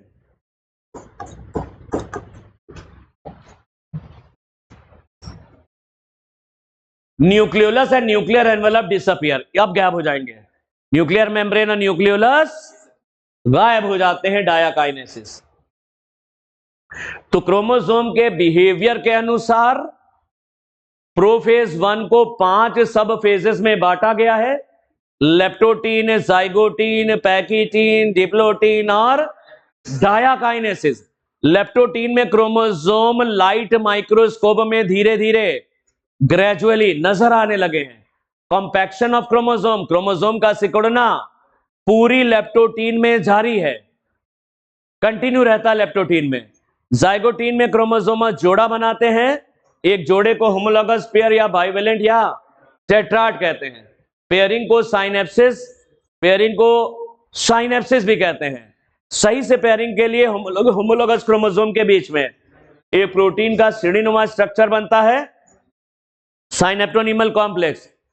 साइनेप्टोनिमल कॉम्प्लेक्स बनता है जाइगोटीन में। पैकेटीन लेप्टोटीन और जाइगोटीन से बड़ी है। बाइवेलेंट बहुत बढ़िया से नजर आने लगे हैं, अब वो टेट्राड जैसे दिखने लगे हैं। बाइवेलेंट एकदम क्लियर हो गए हैं, वो टेट्राड जैसे दिखने लगे हैं।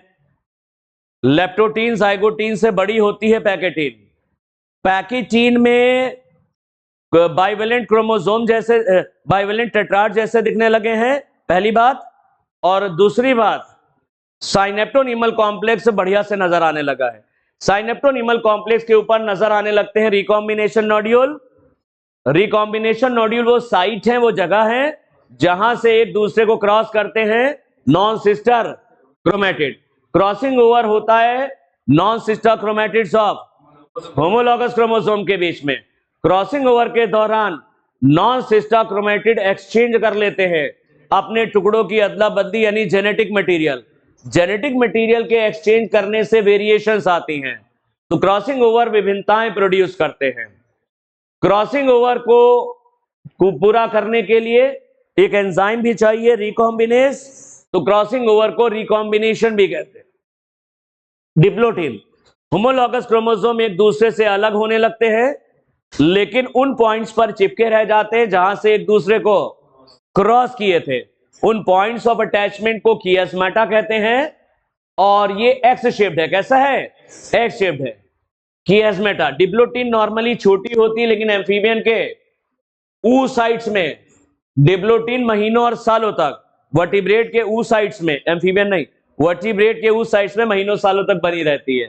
कियास्मेटा का शेप कैसा है? X shape. तो कियास्मेटा क्रॉसिंग ओवर का परिणाम है या क्रॉसिंग ओवर कियास्मेटा का परिणाम है? कियास्मेटा क्रॉसिंग ओवर का परिणाम है। Chiasmata are the results of crossing over, ऐसा सवाल भी आ सकता है।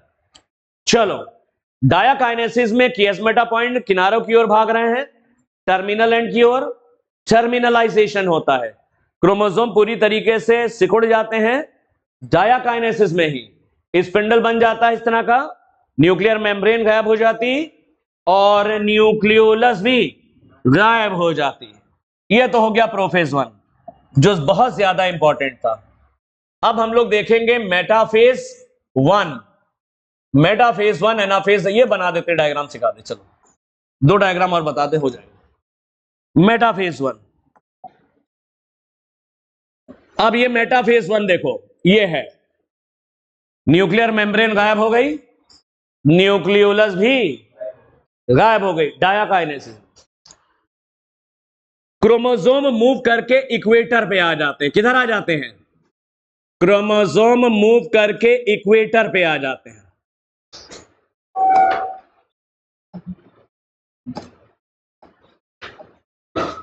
क्रोमोसोम मूव करके इक्वेटर पे आ जाते हैं। इक्वेटर मतलब स्पिंडल के चौड़े वाले भाग। क्रोमोसोम मूव करके कहां आ गए?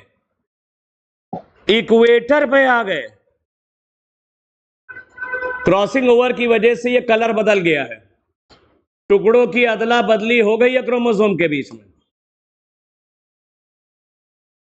क्रॉसिंग ओवर की वजह से टुकड़ों की अदला बदली हो गई।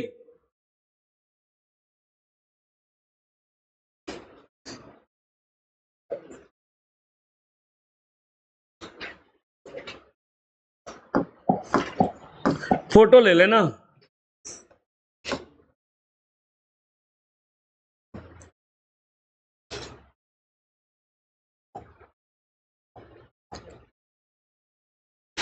चार क्रोमोसोम लिए थे, चारों हैं ये। अब स्पिंडल बन गया है, स्पिंडल फाइबर आकर के काइनेटोकोर से चिपक जाते हैं।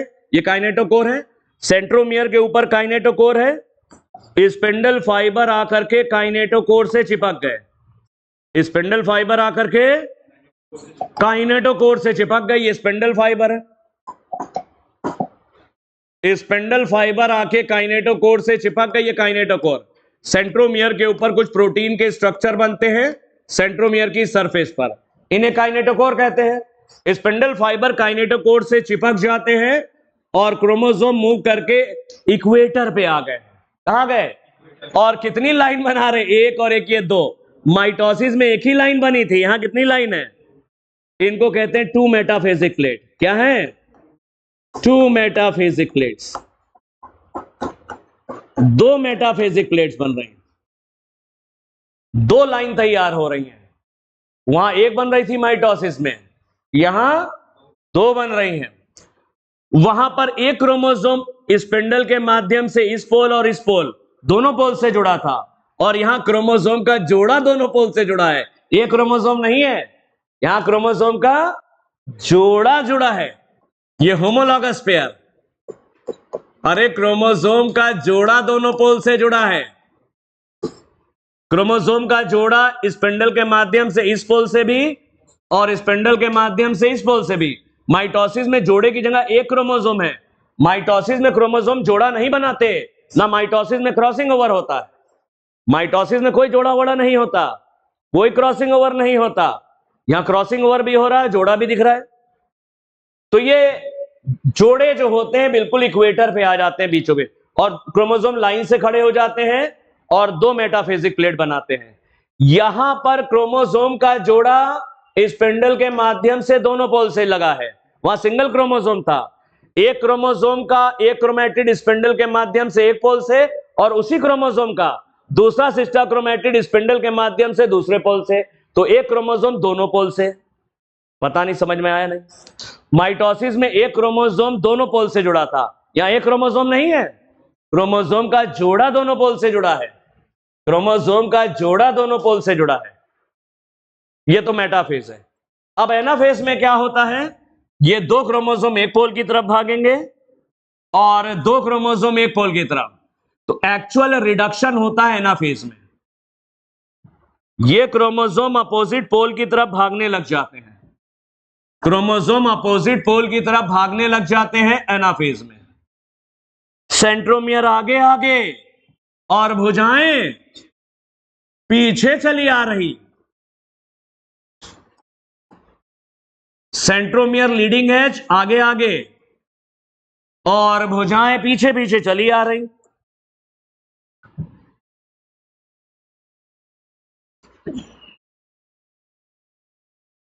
तो ये दो क्रोमोसोम अलग हो गए, इधर चले गए एक पोल पे, और ये इधर आ जाएंगे। तो क्रोमोसोम अपोजिट पोल पर भागना शुरू कर देते हैं। आधे क्रोमोसोम एक पोल की तरफ और आधे एक पोल की तरफ भागना शुरू कर देते हैं। तो एक्चुअल रिडक्शन यहां पर हो गया है, लेकिन अभी सेल डिवीजन तो हुआ ही नहीं, लेकिन क्रोमोसोम बढ़ गए हैं। आधे एक पोल की तरफ जा रहे हैं, आधे एक पोल की तरफ। हमने टोटल कितने क्रोमोसोम लिए थे? 4 क्रोमोसोम से शुरू की थी मियोसिस। तो एक्चुअल रिडक्शन होने लगा, इस पोल पे आ गए दो और इस पोल पे आ गए दो। n = 2 n = 2, आधे हो गए क्रोमोसोम। ये एनाफेज हो गया। क्रोमोसोम अपोजिट पोल की तरफ भागना शुरू कर देते हैं, लेकिन सेंट्रोमियर नहीं टूटा है, जबकि माइटोसिस में टूट गया था। सेंट्रोमियर अभी भी बरकरार है। नो स्प्लिटिंग ऑफ सेंट्रोमियर, केवल क्रोमोसोम आधे आधे पोल की तरफ भाग गए हैं, लेकिन सेंट्रोमियर एनाफेज 1, ये एनाफेज 1 है, ध्यान रखना, एनाफेज 1 में सेंट्रोमियर नहीं टूटता, ये मेटाफेज 1 है। मियोसिस 1 की मेटाफेज 1 और ये anaphase 1। No splitting of centromere, आधे आधे क्रोमोसोम पोल की तरफ भाग गए हैं, लेकिन सेंट्रोमियर विभक्त नहीं हो रहा, सेंट्रोमियर की स्प्लिटिंग नहीं हो रही। तो ध्यान रखना, एनाफेज 1 में सेंट्रोमियर स्प्लिट नहीं होता और नॉन सिस्टा क्रोमेटिड सेपरेट नहीं होंगे, केवल क्रोमोसोम आधे आधे भाग रहे हैं। तो मेटाफेज पे वैसे ही है जैसे तुमने वहां देखा था, सेंट्रोमियर के ऊपर काइनेटोकोर पैदा हो गए, प्रोटीन के disc like structure, spindle fibre आके किससे चिपक गए, स्पिंडल फाइबर आकर के चिपक जाते हैं काइनेटोकोर से, किससे चिपक गए, काइनेटोकोर से, और क्रोमोसोम मूव करके स्पिंडल के चौड़े वाले भाग, क्रोमोसोम मूव करके स्पिंडल के चौड़े वाले भाग इक्वेटर पे आ गए, ये काइनेटोकोर। तो स्पिंडल फाइबर आके काइनेटोकोर से चिपक गए और क्रोमोसोम इक्वेटर पे आ गए, लेकिन यहां एक लाइन नहीं बना रहे, एक लाइन ये बन रही है और एक लाइन ये बन रही, दो मेटाफेजिक प्लेट है, और यहां पर एक क्रोमोसोम नहीं है, यहां पर तो क्रोमोसोम का जोड़ा है जो स्पिंडल के माध्यम से दोनों पोल से लगा है, ये भी ध्यान रखना।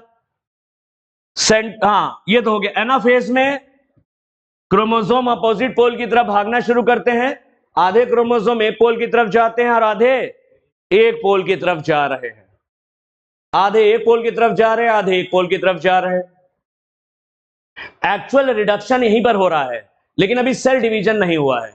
सेल डिवीजन की हालांकि शुरुआत यहां से हो जाती है, थोड़ा थोड़ा सेल, एनिमल सेल में फरो बनती है, एनिमल सेल है तो क्या बनेगी, फरो, प्लांट सेल है तो सेल प्लेट बनेगी। सेल डिवीजन की शुरुआत यहां से होने लग जाती है एनाफेज से। अब इस टीलोफेज में क्या होगा, टीलोफेज में ये यहां पे सेल डिवीजन हो जाएगा, एक डॉटर सेल ये बन जाएगी, एक daughter cell, n equal to 2, n equal to 2, तो हमने 2n से शुरू किया, हो गया n, यानी एक सेल से दो डॉटर सेल बनी, 2n से एक सेल लिया था और उससे दो डॉटर सेल बन गई, n और n। एक्चुअल रिडक्शन हो गया मियोसिस 1 में। न्यूक्लियर मेम्ब्रेन न्यूक्लियोलस वापस आ जाती है और दो डॉटर न्यूक्लियाई बन जाते हैं, एक न्यूक्लियस में ये दो क्रोमोसोम, एक न्यूक्लियस में ये दो क्रोमोसोम। फिर साइटोकाइनेसिस होती है, टीलोफेज हो गया, टीलोफेज के बाद साइटोकाइनेसिस और दो सेल बन जाएंगे। टीलोफेज में फिर से देखो, टीलोफेज में क्या हुआ, आधे क्रोमोसोम एक पोल की तरफ जा रहे हैं और आधे क्रोमोसोम एक पोल की तरफ जा रहे हैं, एनाफेज।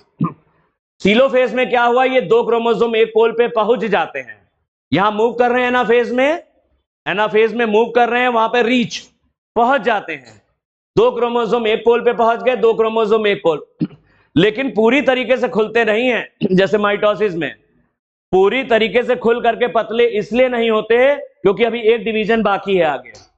जैसे माइटोसिस में, टीलोफेज में प्रोफेज का उल्टा होता है, प्रोफेज में क्रोमोसोम सिकुड़ के मोटे हो रहे थे, टीलोफेज में खुल करके फिर से पतले हो रहे हैं। यहां पे क्रोमोसोम खुल करके पतले तो होते हैं लेकिन पूरी तरीके से नहीं होते, थोड़े से पतले होते हैं, क्योंकि अभी एक बार सेल को और डिवाइड करना है, मियोसिस 2 होना है। तो क्रोमोसोम टीलोफेज में अपोजिट पोल पे पहुंच जाते हैं, दो इधर पहुंच गए, दो इधर, ये खुल करके थोड़े से पतले हो जाएंगे लेकिन पूरी तरीके से खुल के पतले नहीं होते। न्यूक्लियर मेम्ब्रेन वापस आ जाती है, न्यूक्लियोलस वापस आ जाती है, दो सेल बन जाती हैं, एक ये और एक ये सेल, साइटोकाइनेसिस से दो हैप्लॉइड सेल्स बन जाती हैं। अब शुरू होगा मियोसिस 2, इसको हम ऐसे ही बता दे रहे हैं, तुम्हें सुन लो, मियोसिस 2 में कुछ नहीं है। मियोसिस 2 की शुरुआत होगी इंटरफेज 2 से। इंटरफेज 2 को इंटरकाइनेसिस कहते हैं। इंटरफेज 2 को क्या कहते हैं, इंटरकाइनेसिस कहते हैं। और इंटरकाइनेसिस में G1 फेज होगी, G2 फेज होगी, लेकिन एस फेज में डीएनए का रेप्लिकेशन नहीं होगा। एस फेज की चीजें होंगी, बाकी चीजें, लेकिन डीएनए का रेप्लिकेशन नहीं होगा। तो there is no DNA replication in interphase 2। Meiosis 2 शुरू होगी, उसकी इंटरफेज से शुरू करेंगे। मियोसिस 2 की इंटरफेज 2, जिसे इंटरकाइनेसिस कहते हैं, उसमें डीएनए का रेप्लिकेशन नहीं होता। कुछ लोग कहते हैं एस फेज नहीं होती, हालांकि एस फेज होती है, लेकिन उस एस फेज के अंदर डीएनए रेप्लिकेशन नहीं होता, बाकी काम होते हैं। तुम ये भी कह सकते हो, मान लो तुम चौड़े तौर पे देखोगे तो एस फेज कैंसिल कर दो उसमें, यानी कि मियोसिस 2 की इंटरफेज 2 या इंटरकाइनेसिस में G1 और G2 फेज बढ़िया से नजर आ रही हैं, ग्रोथ हो रही है, तीनों प्रकार के आरएनए बन रहे हैं और सेल की ग्रोथ हो रही है, प्रोटीन्स बन रही हैं, लेकिन डीएनए का रेप्लिकेशन नहीं हो रहा। मियोसिस 2 की इंटरफेज 2 में डीएनए का रेप्लिकेशन नहीं होता है, तो लोग कह देते इसमें एस फेज नहीं है, डीएनए का रेप्लिकेशन नहीं है। फिर आएगा मियोसिस 2 बिल्कुल माइटोसिस जैसी होती है। अभी हमारे पास कितनी सेल है? 2, एन है, हैप्लॉइड है। मियोसिस 2 बिल्कुल माइटोसिस जैसा होता है। 3 अंतर है, बस यही याद कर लेना बस। मियोसिस 2 और माइटोसिस बिल्कुल सेम है, 3 डिफरेंस है। पहली बात, पहला देखो, यहां पर मियोसिस 2 जो कि बिल्कुल माइटोसिस जैसी होती है, 3 अंतर हैं। इसमें डीएनए रेप्लिकेशन नहीं होगा, पहला अंतर, ये तो तुमने सीख लिया। इसकी इंटरफेस में डीएनए रेप्लिकेशन नहीं होगा, पहला अंतर। जो सिस्टर क्रोमेटिड आगे चल के एनाफेज पे सेंट्रोमियर टूटेगा, आगे चल के एनाफेज 2 पे सेंट्रोमियर टूटेगा, तो सेपरेट करने वाले सिस्टर क्रोमेटिड एक जैसे नहीं है, क्रॉसिंग ओवर की वजह से।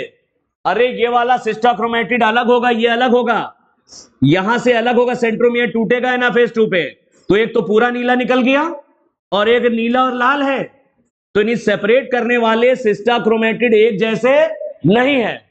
और मियोसिस 2 हमेशा हैप्लॉइड सेल में होती है, जबकि माइटोसिस हैप्लॉइड के साथ साथ डिप्लॉइड सेल में भी होती है। पूरी मियोसिस के बाद 4 सेल्स बनती हैं, 4 डॉटर सेल। 4 में से 2 डॉटर सेल जिनमें ये वाले क्रोमोसोम जाएंगे उनको रिकॉम्बिनेंट कहते हैं, और 2 डॉटर सेल जिनमें ये वाले क्रोमोसोम जाएंगे जिसमें कोई क्रॉसिंग ओवर नहीं हुआ है, वो पेरेंटल कहलाएंगे। वो क्या कहलाएंगे? फिर से समझो, मियोसिस 2 बिल्कुल माइटोसिस के जैसा होता है, 3 अंतर। मियोसिस 2 में इंटरफेज 2 में डीएनए रेप्लिकेशन नहीं होता, जबकि माइटोसिस से पहले होता है, डीएनए रेप्लिकेशन होता है, पहला अंतर। मियोसिस 2 में एनाफेज 2 पे जब सेंट्रोमियर टूटेगा और दोनों सिस्टर क्रोमेटिड अलग होंगे, एनाफेज 2 पे टूटेगा, ध्यान रखना, एनाफेज 1 पे कुछ नहीं हुआ है। एनाफेज 1 में सेंट्रोमियर नहीं टूटता है, ये सेंट्रोमियर टूटेगा एनाफेज 2 पे। आगे एनाफेज 2 पे जब सेंट्रोमियर टूटेगा तो सेपरेटिंग क्रोमेटिड अलग अलग हैं। अरे भैया एक तो बिल्कुल देखो इसमें कोई क्रॉसिंग ओवर नहीं हुआ, ये तो नॉर्मल है, और ये वाला तो इसमें लाल, ये पूरा नीला है, ये नीला और लाल है, तो सेपरेट करने वाले सिस्टर क्रोमेटिड एक जैसे नहीं है, जबकि माइटोसिस में एक जैसे होते हैं, मियोसिस 2 में एक जैसे नहीं है। और मियोसिस 2 केवल हैप्लॉइड सेल में चलती है, जबकि माइटोसिस हैप्लॉइड और डिप्लॉइड सेल दोनों में नजर आती है। पढ़ लेते, एक बार फिर समझा देंगे, फोटो लेना हो ले लो, हो गया। तो सेंट्रोमियर कब टूट रहा है? एनाफेज 1 में, एनाफेज 2 में? एनाफेज 2 में टूटेगा। छोटी छोटी बातें, अब क्योंकि ये क्रैश कोर्स है, आकाश में जाओगे तो क्रैश कर देंगे तुम्हें, पैसा भी ज्यादा दोगे, बर्बाद हो जाओगे वहां जाके। हम तो पढ़ा चुके ना, हम क्रैश नहीं गए थे। क्रैश में ऐसे पढ़ाते थे, इसकी स्पीड हम बढ़ा रहे हैं, 3-4 गुना स्पीड होती है। हमारी आकाश में एंट्री क्रैश से ही किया था उन्होंने। हमने कहा क्रैश में आप कर रहे हो मेरी एंट्री, पढ़ाया किसी और टीचर ने, क्रैश हम कराएंगे तो हमें कर लड़के क्रैश ना कर दे, लेकिन एक्सेप्ट हो गया।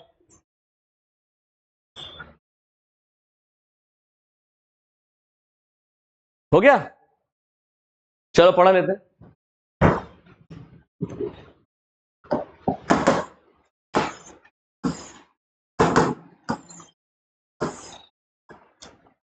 मेटाफेज 1, यहां से पढ़ते हैं। Bivalents align on the equatorial plate.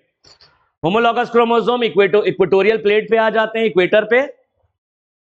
Microtubule from the opposite poles of the spindle attach to the kinetochore of homologous chromosome. इसका मतलब यह हुआ, यहां पे होमोलॉगस क्रोमोसोम्स स्पिंडल के माध्यम से दोनों पोल से जुड़े हैं। माइटोसिस में एक क्रोमोसोम स्पिंडल के माध्यम से दोनों पोल से लगा था, यहां क्रोमोसोम का जोड़ा है, होमोलॉगस क्रोमोसोम स्पिंडल के माध्यम से दोनों पोल से लगे हैं। Microtubules from the opposite poles of the spindle. Spindle बना होता है माइक्रोट्यूब्यूल से। स्पिंडल ट्यूबुलिन प्रोटीन या माइक्रोट्यूब्यूल से बना होता है। ट्यूबुलिन प्रोटीन बनती है G2 में, याद आ रहा है नहीं? तो microtubules from the opposite poles of spindle attach to the kinetochore of homologous chromosome. जो माइक्रोट्यूब्यूल है स्पिंडल फाइबर के, वो होमोलॉगस क्रोमोसोम के काइनेटोकोर से चिपकते हैं। इसका मतलब यह हुआ कि क्रोमोसोम का जो जोड़ा है होमोलॉगस क्रोमोसोम, वो स्पिंडल यानी माइक्रोट्यूब्यूल की मदद से या कह लो स्पिंडल की मदद से दोनों पोल से जुड़ा है। वहां यहां पर एक जोड़ा दोनों पोल से जुड़ा है स्पिंडल के माइक्रोट्यूब्यूल्स की मदद से, वहां पर एक क्रोमोसोम दोनों पोल से जुड़ा था। यह अंतर है। नहीं समझ में आ रहा? क्लियर है? चलो, anaphase 1, the homologous chromosome separate. Homologous chromosome अलग होने लगते हैं, while the sister chromatid remain associated at the centromere।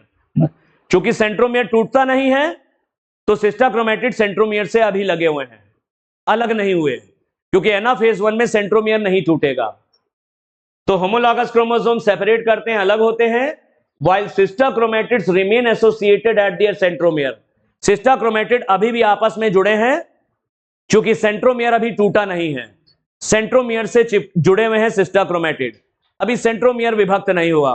तो एनाफेज 1 में सेंट्रोमियर नहीं टूटता, टूटेगा एनाफेज 2 में। Chromosome move towards the opposite pole. Chromosome opposite pole की तरफ मूव करना शुरू कर देते हैं। टीलोफेज 1, न्यूक्लियर मेम्ब्रेन न्यूक्लियोलस वापस आ जाते हैं, दो हैप्लॉइड न्यूक्लियाई बन जाते हैं।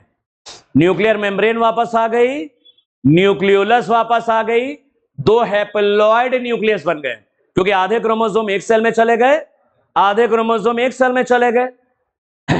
Cytokinesis, cytokinesis results in formation of dyad of cell. Dyad का मतलब दो सेल्स। साइटोकाइनेसिस के बाद दो सेल्स बनती है, दो को डायड बोलते हैं, दो को डायड बनते हैं, दो हैप्लॉइड सेल्स बनती हैं। Chromosome do not reach the extremely extended state of the interphase nucleus. Chromosome पूरी तरीके से खुल करके लंबे नहीं होते, क्योंकि अभी एक डिवीजन और होना है। जबकि माइटोसिस में क्रोमोसोम फिर से खुल करके पतले धागे जैसे हो जाते हैं। टीलोफेज में हमने बताया था, जो प्रोफेज का उल्टा थी। तो chromosome do not reach the extremely extended state of the interphase nucleus. Chromosome interphase के न्यूक्लियस की तरह पूरी तरीके से खुल करके पतले लंबे नहीं होते, क्योंकि अभी एक डिवीजन आगे बाकी है, मियोसिस 2। क्रोमोसोम रिमेन थिक, मोटे रहते हैं, and do not decondense to form chromatin. ये खुल करके पतली डोर जैसे क्रोमेटिन में नहीं बदलते। जैसे माइटोसिस की टीलोफेज में क्रोमोसोम फिर से अनकॉइल होने लगते हैं या डीकंडेंस होने लगते हैं और खुल करके पतले क्रोमेटिन में बदल जाते हैं माइटोसिस की टीलोफेज में। लेकिन यहां नहीं, थोड़ा बहुत खुलते हैं, पूरी तरीके से नहीं खुलते। लिखा है chromosome do not reach the extremely extended state of the interphase nucleus. Extremely extended का मतलब पूरी तरीके से नहीं खुलते, थोड़ा बहुत खुलते हैं। क्रोमोसोम मोटे ही रहते हैं, थोड़ा बहुत खुलते हैं, पूरी तरीके से खुल करके पतले क्रोमेटिन में नहीं बदलते, क्योंकि अभी और डिवीजन होना है। इंटरफेज टू इंटरकाइनेसिस क्या कहते हैं? ये सेकेंड मियोसिस 2 की इंटरफेज 2, इसको इंटरकाइनेसिस भी कहते हैं। Stage between two meiotic division is interkinesis. Two meiotic division के बीच की अवस्था कहलाती है इंटरफेज 2 या interkinesis. Interphase 2 is generally short lived, ये बहुत छोटी होती है, क्योंकि इसमें एस फेज तो होती नहीं, या कुछ लोग कहते हैं एस फेज होती है लेकिन उसमें डीएनए का रेप्लिकेशन नहीं होता। No replication of DNA occurs, that is no S phase. हमने लिख दिया है नो एस फेज। मान लो इसमें डीएनए का रेप्लिकेशन नहीं होता, इसमें डीएनए का रेप्लिकेशन नहीं होता है। चलो, मियोसिस 2 बिल्कुल माइटोसिस जैसी नजर आएगी। 3 अंतर हमने बताया तुम्हें, क्या क्या?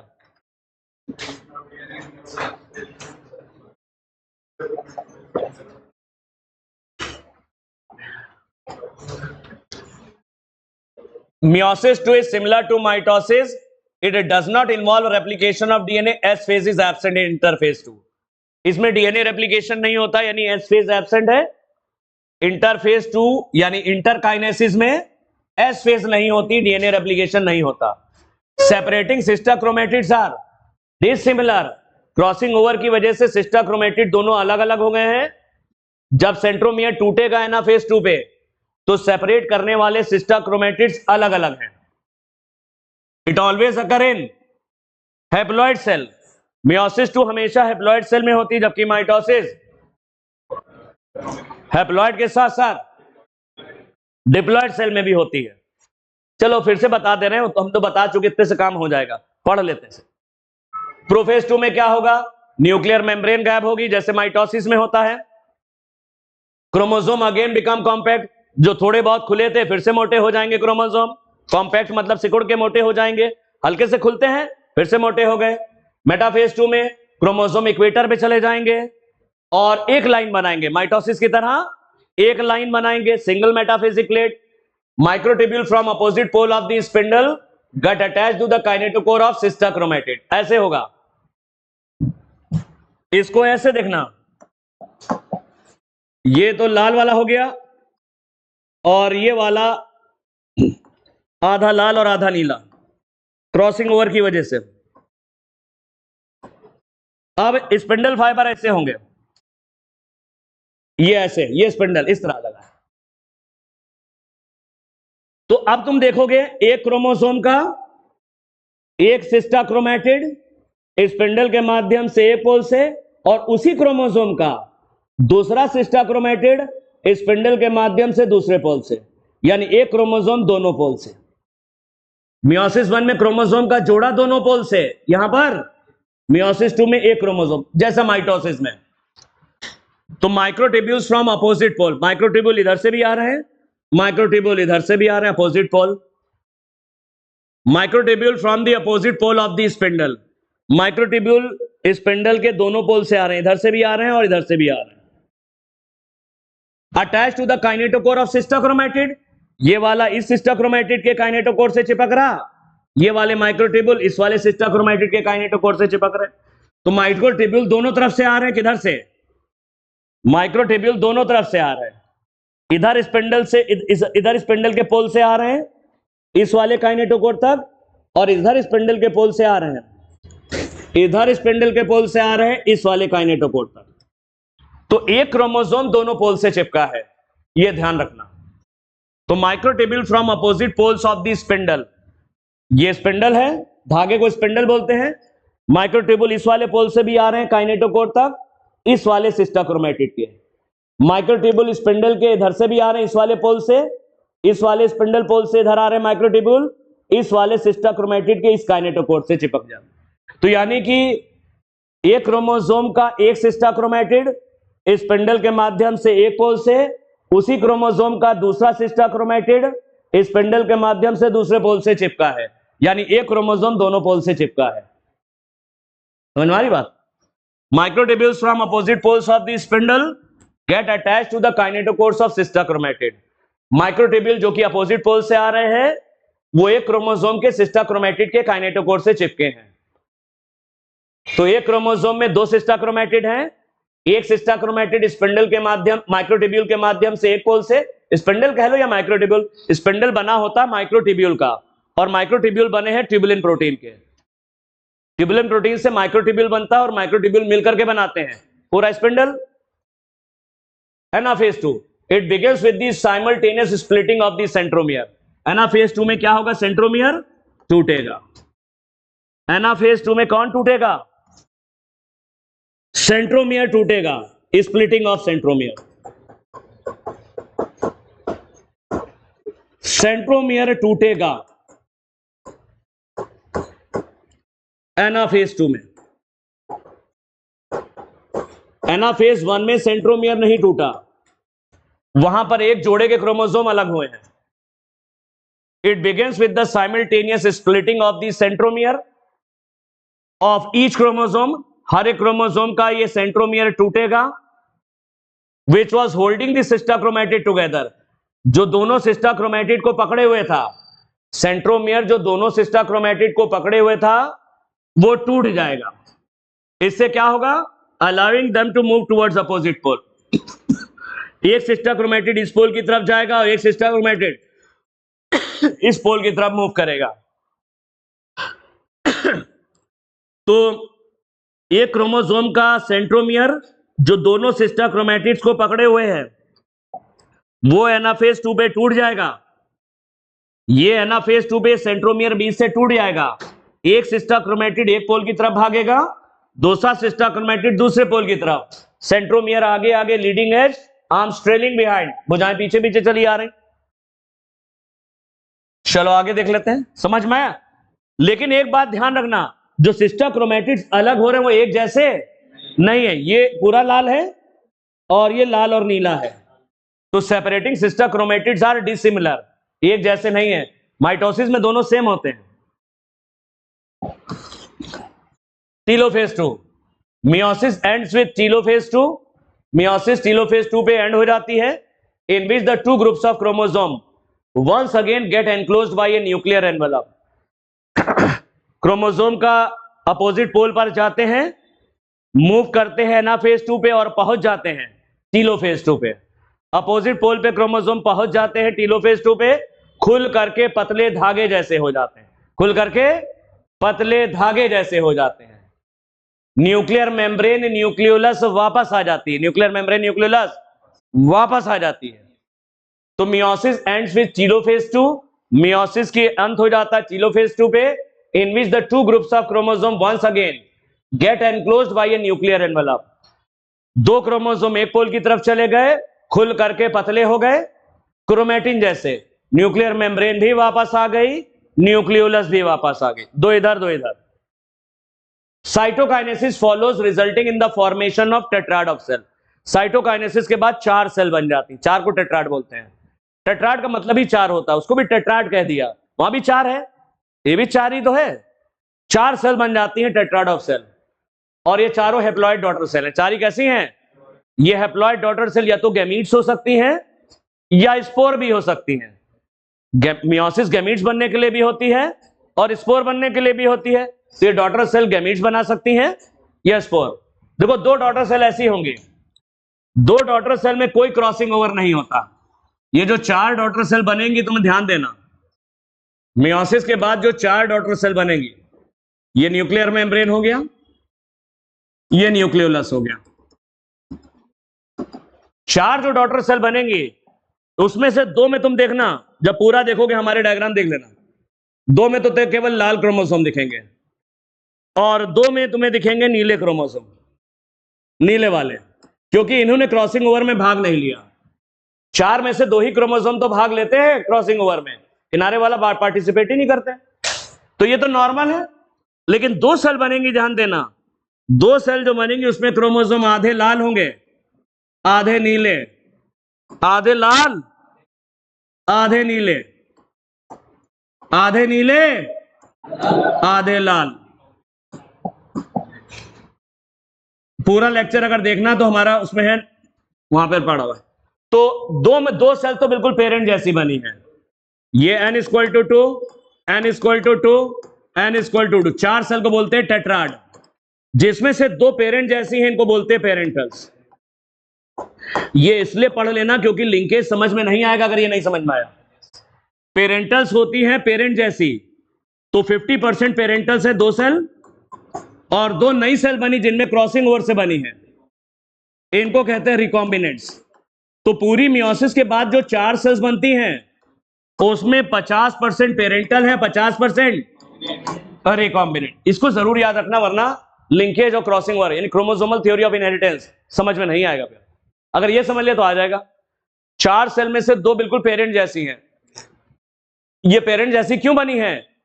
क्योंकि किनारे वाले क्रोमेटिड क्रॉसिंग ओवर में भाग नहीं लेते हैं, उनसे बनी है।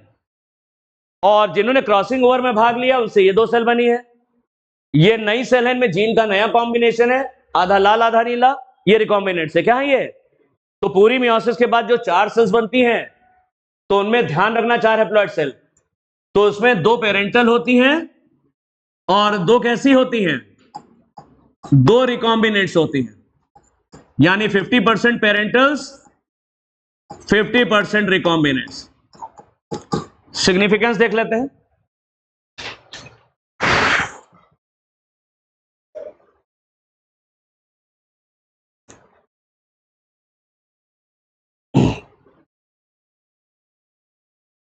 अब देखो, meiosis is the mechanism by which conservation of specific chromosome number of each species is achieved across generation in sexually reproducing organism, even though the process per se paradoxically results in the reduction of chromosome number by half।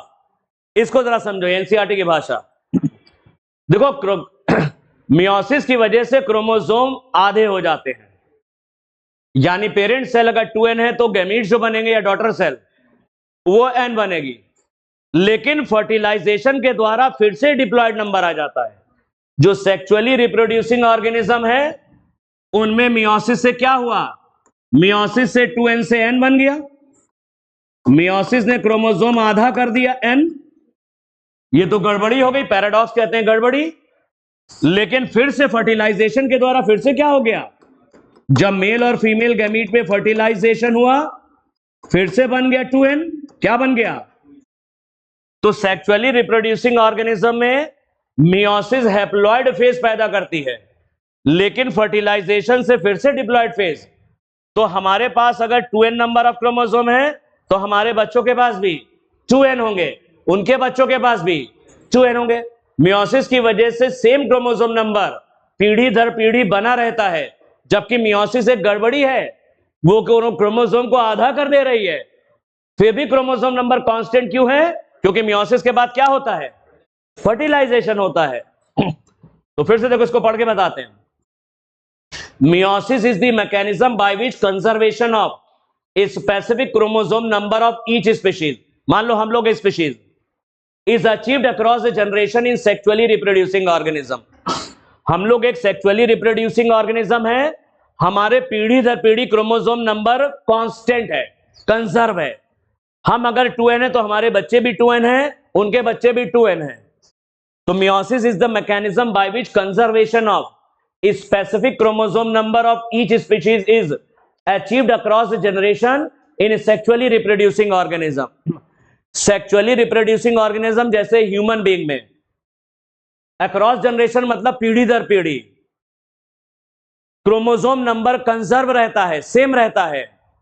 हमारे पास 2n46 है, हमारे बच्चों के पास 2n46 है, उनके बच्चों के पास 2n46 है।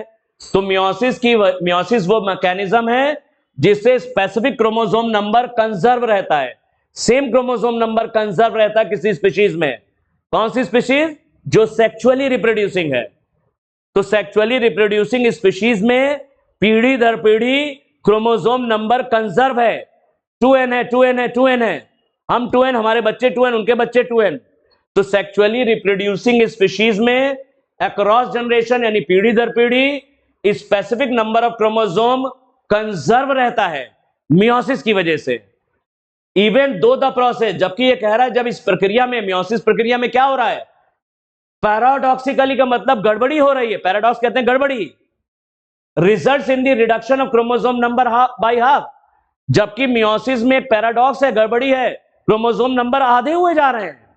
लेकिन मियोसिस के बाद एक और चीज भी तो चल रही है, फर्टिलाइजेशन। तो मियोसिस और फर्टिलाइजेशन की वजह से सेक्सुअली रिप्रोड्यूसिंग ऑर्गेनिजम्स में same number of chromosome conserve रहता है, बना रहता है। हम 2n है, अगली जनरेशन 2n, उसकी अगली जनरेशन 2n, जबकि मियोसिस गड़बड़ी पैदा कर रही है। मियोसिस क्या पैराडॉक्स कर रही है, पैराडॉक्स कहते हैं गड़बड़। मियोसिस से क्या गड़बड़ी हो रही है, क्रोमोसोम नंबर तो आधे हुए जा रहे हैं। लेकिन सेक्सुअली रिप्रोड्यूसिंग ऑर्गेनिज्म में मियोसिस के बाद क्या होता है, मियोसिस के बाद फर्टिलाइजेशन भी तो होता है। फर्टिलाइजेशन ने बराबर कर दिया, मियोसिस ने क्रोमोसोम आधे कर दिए, गड़बड़ कर दी, पैराडॉक्स। फर्टिलाइजेशन ने फिर गड़बड़ी सही कर दी, फिर 2n हो गया। It also increases the genetic variability in population of organism from one generation to next. Meiosis में क्रॉसिंग ओवर होता है और क्रॉसिंग ओवर से विभिन्नताएं आती हैं। मियोसिस इंक्रीज करती है जेनेटिक वेरिएबिलिटी। मियोसिस में जो क्रॉसिंग ओवर होता है उससे क्या आती है, क्रॉसिंग ओवर से विभिन्नताएं पैदा होती हैं। आनुवांशिक विभिन्नताएं पैदा होती हैं। पॉपुलेशन में दो लोग एक जैसे कभी नहीं दिखते। एक पॉपुलेशन में हम लोग सब अलग अलग दिख रहे हैं, क्योंकि मियोसिस में क्रॉसिंग ओवर हुआ है। क्रॉसिंग ओवर में क्रोमोसोम के टुकड़ों की अदला बदली हुई है, जेनेटिक मटेरियल एक्सचेंज हुआ है नॉन सिस्टर क्रोमैटिड्स के बीच में, इसीलिए वेरिएशन पैदा होती है। तो it also increases the genetic variability in the population of organism from one generation to the next.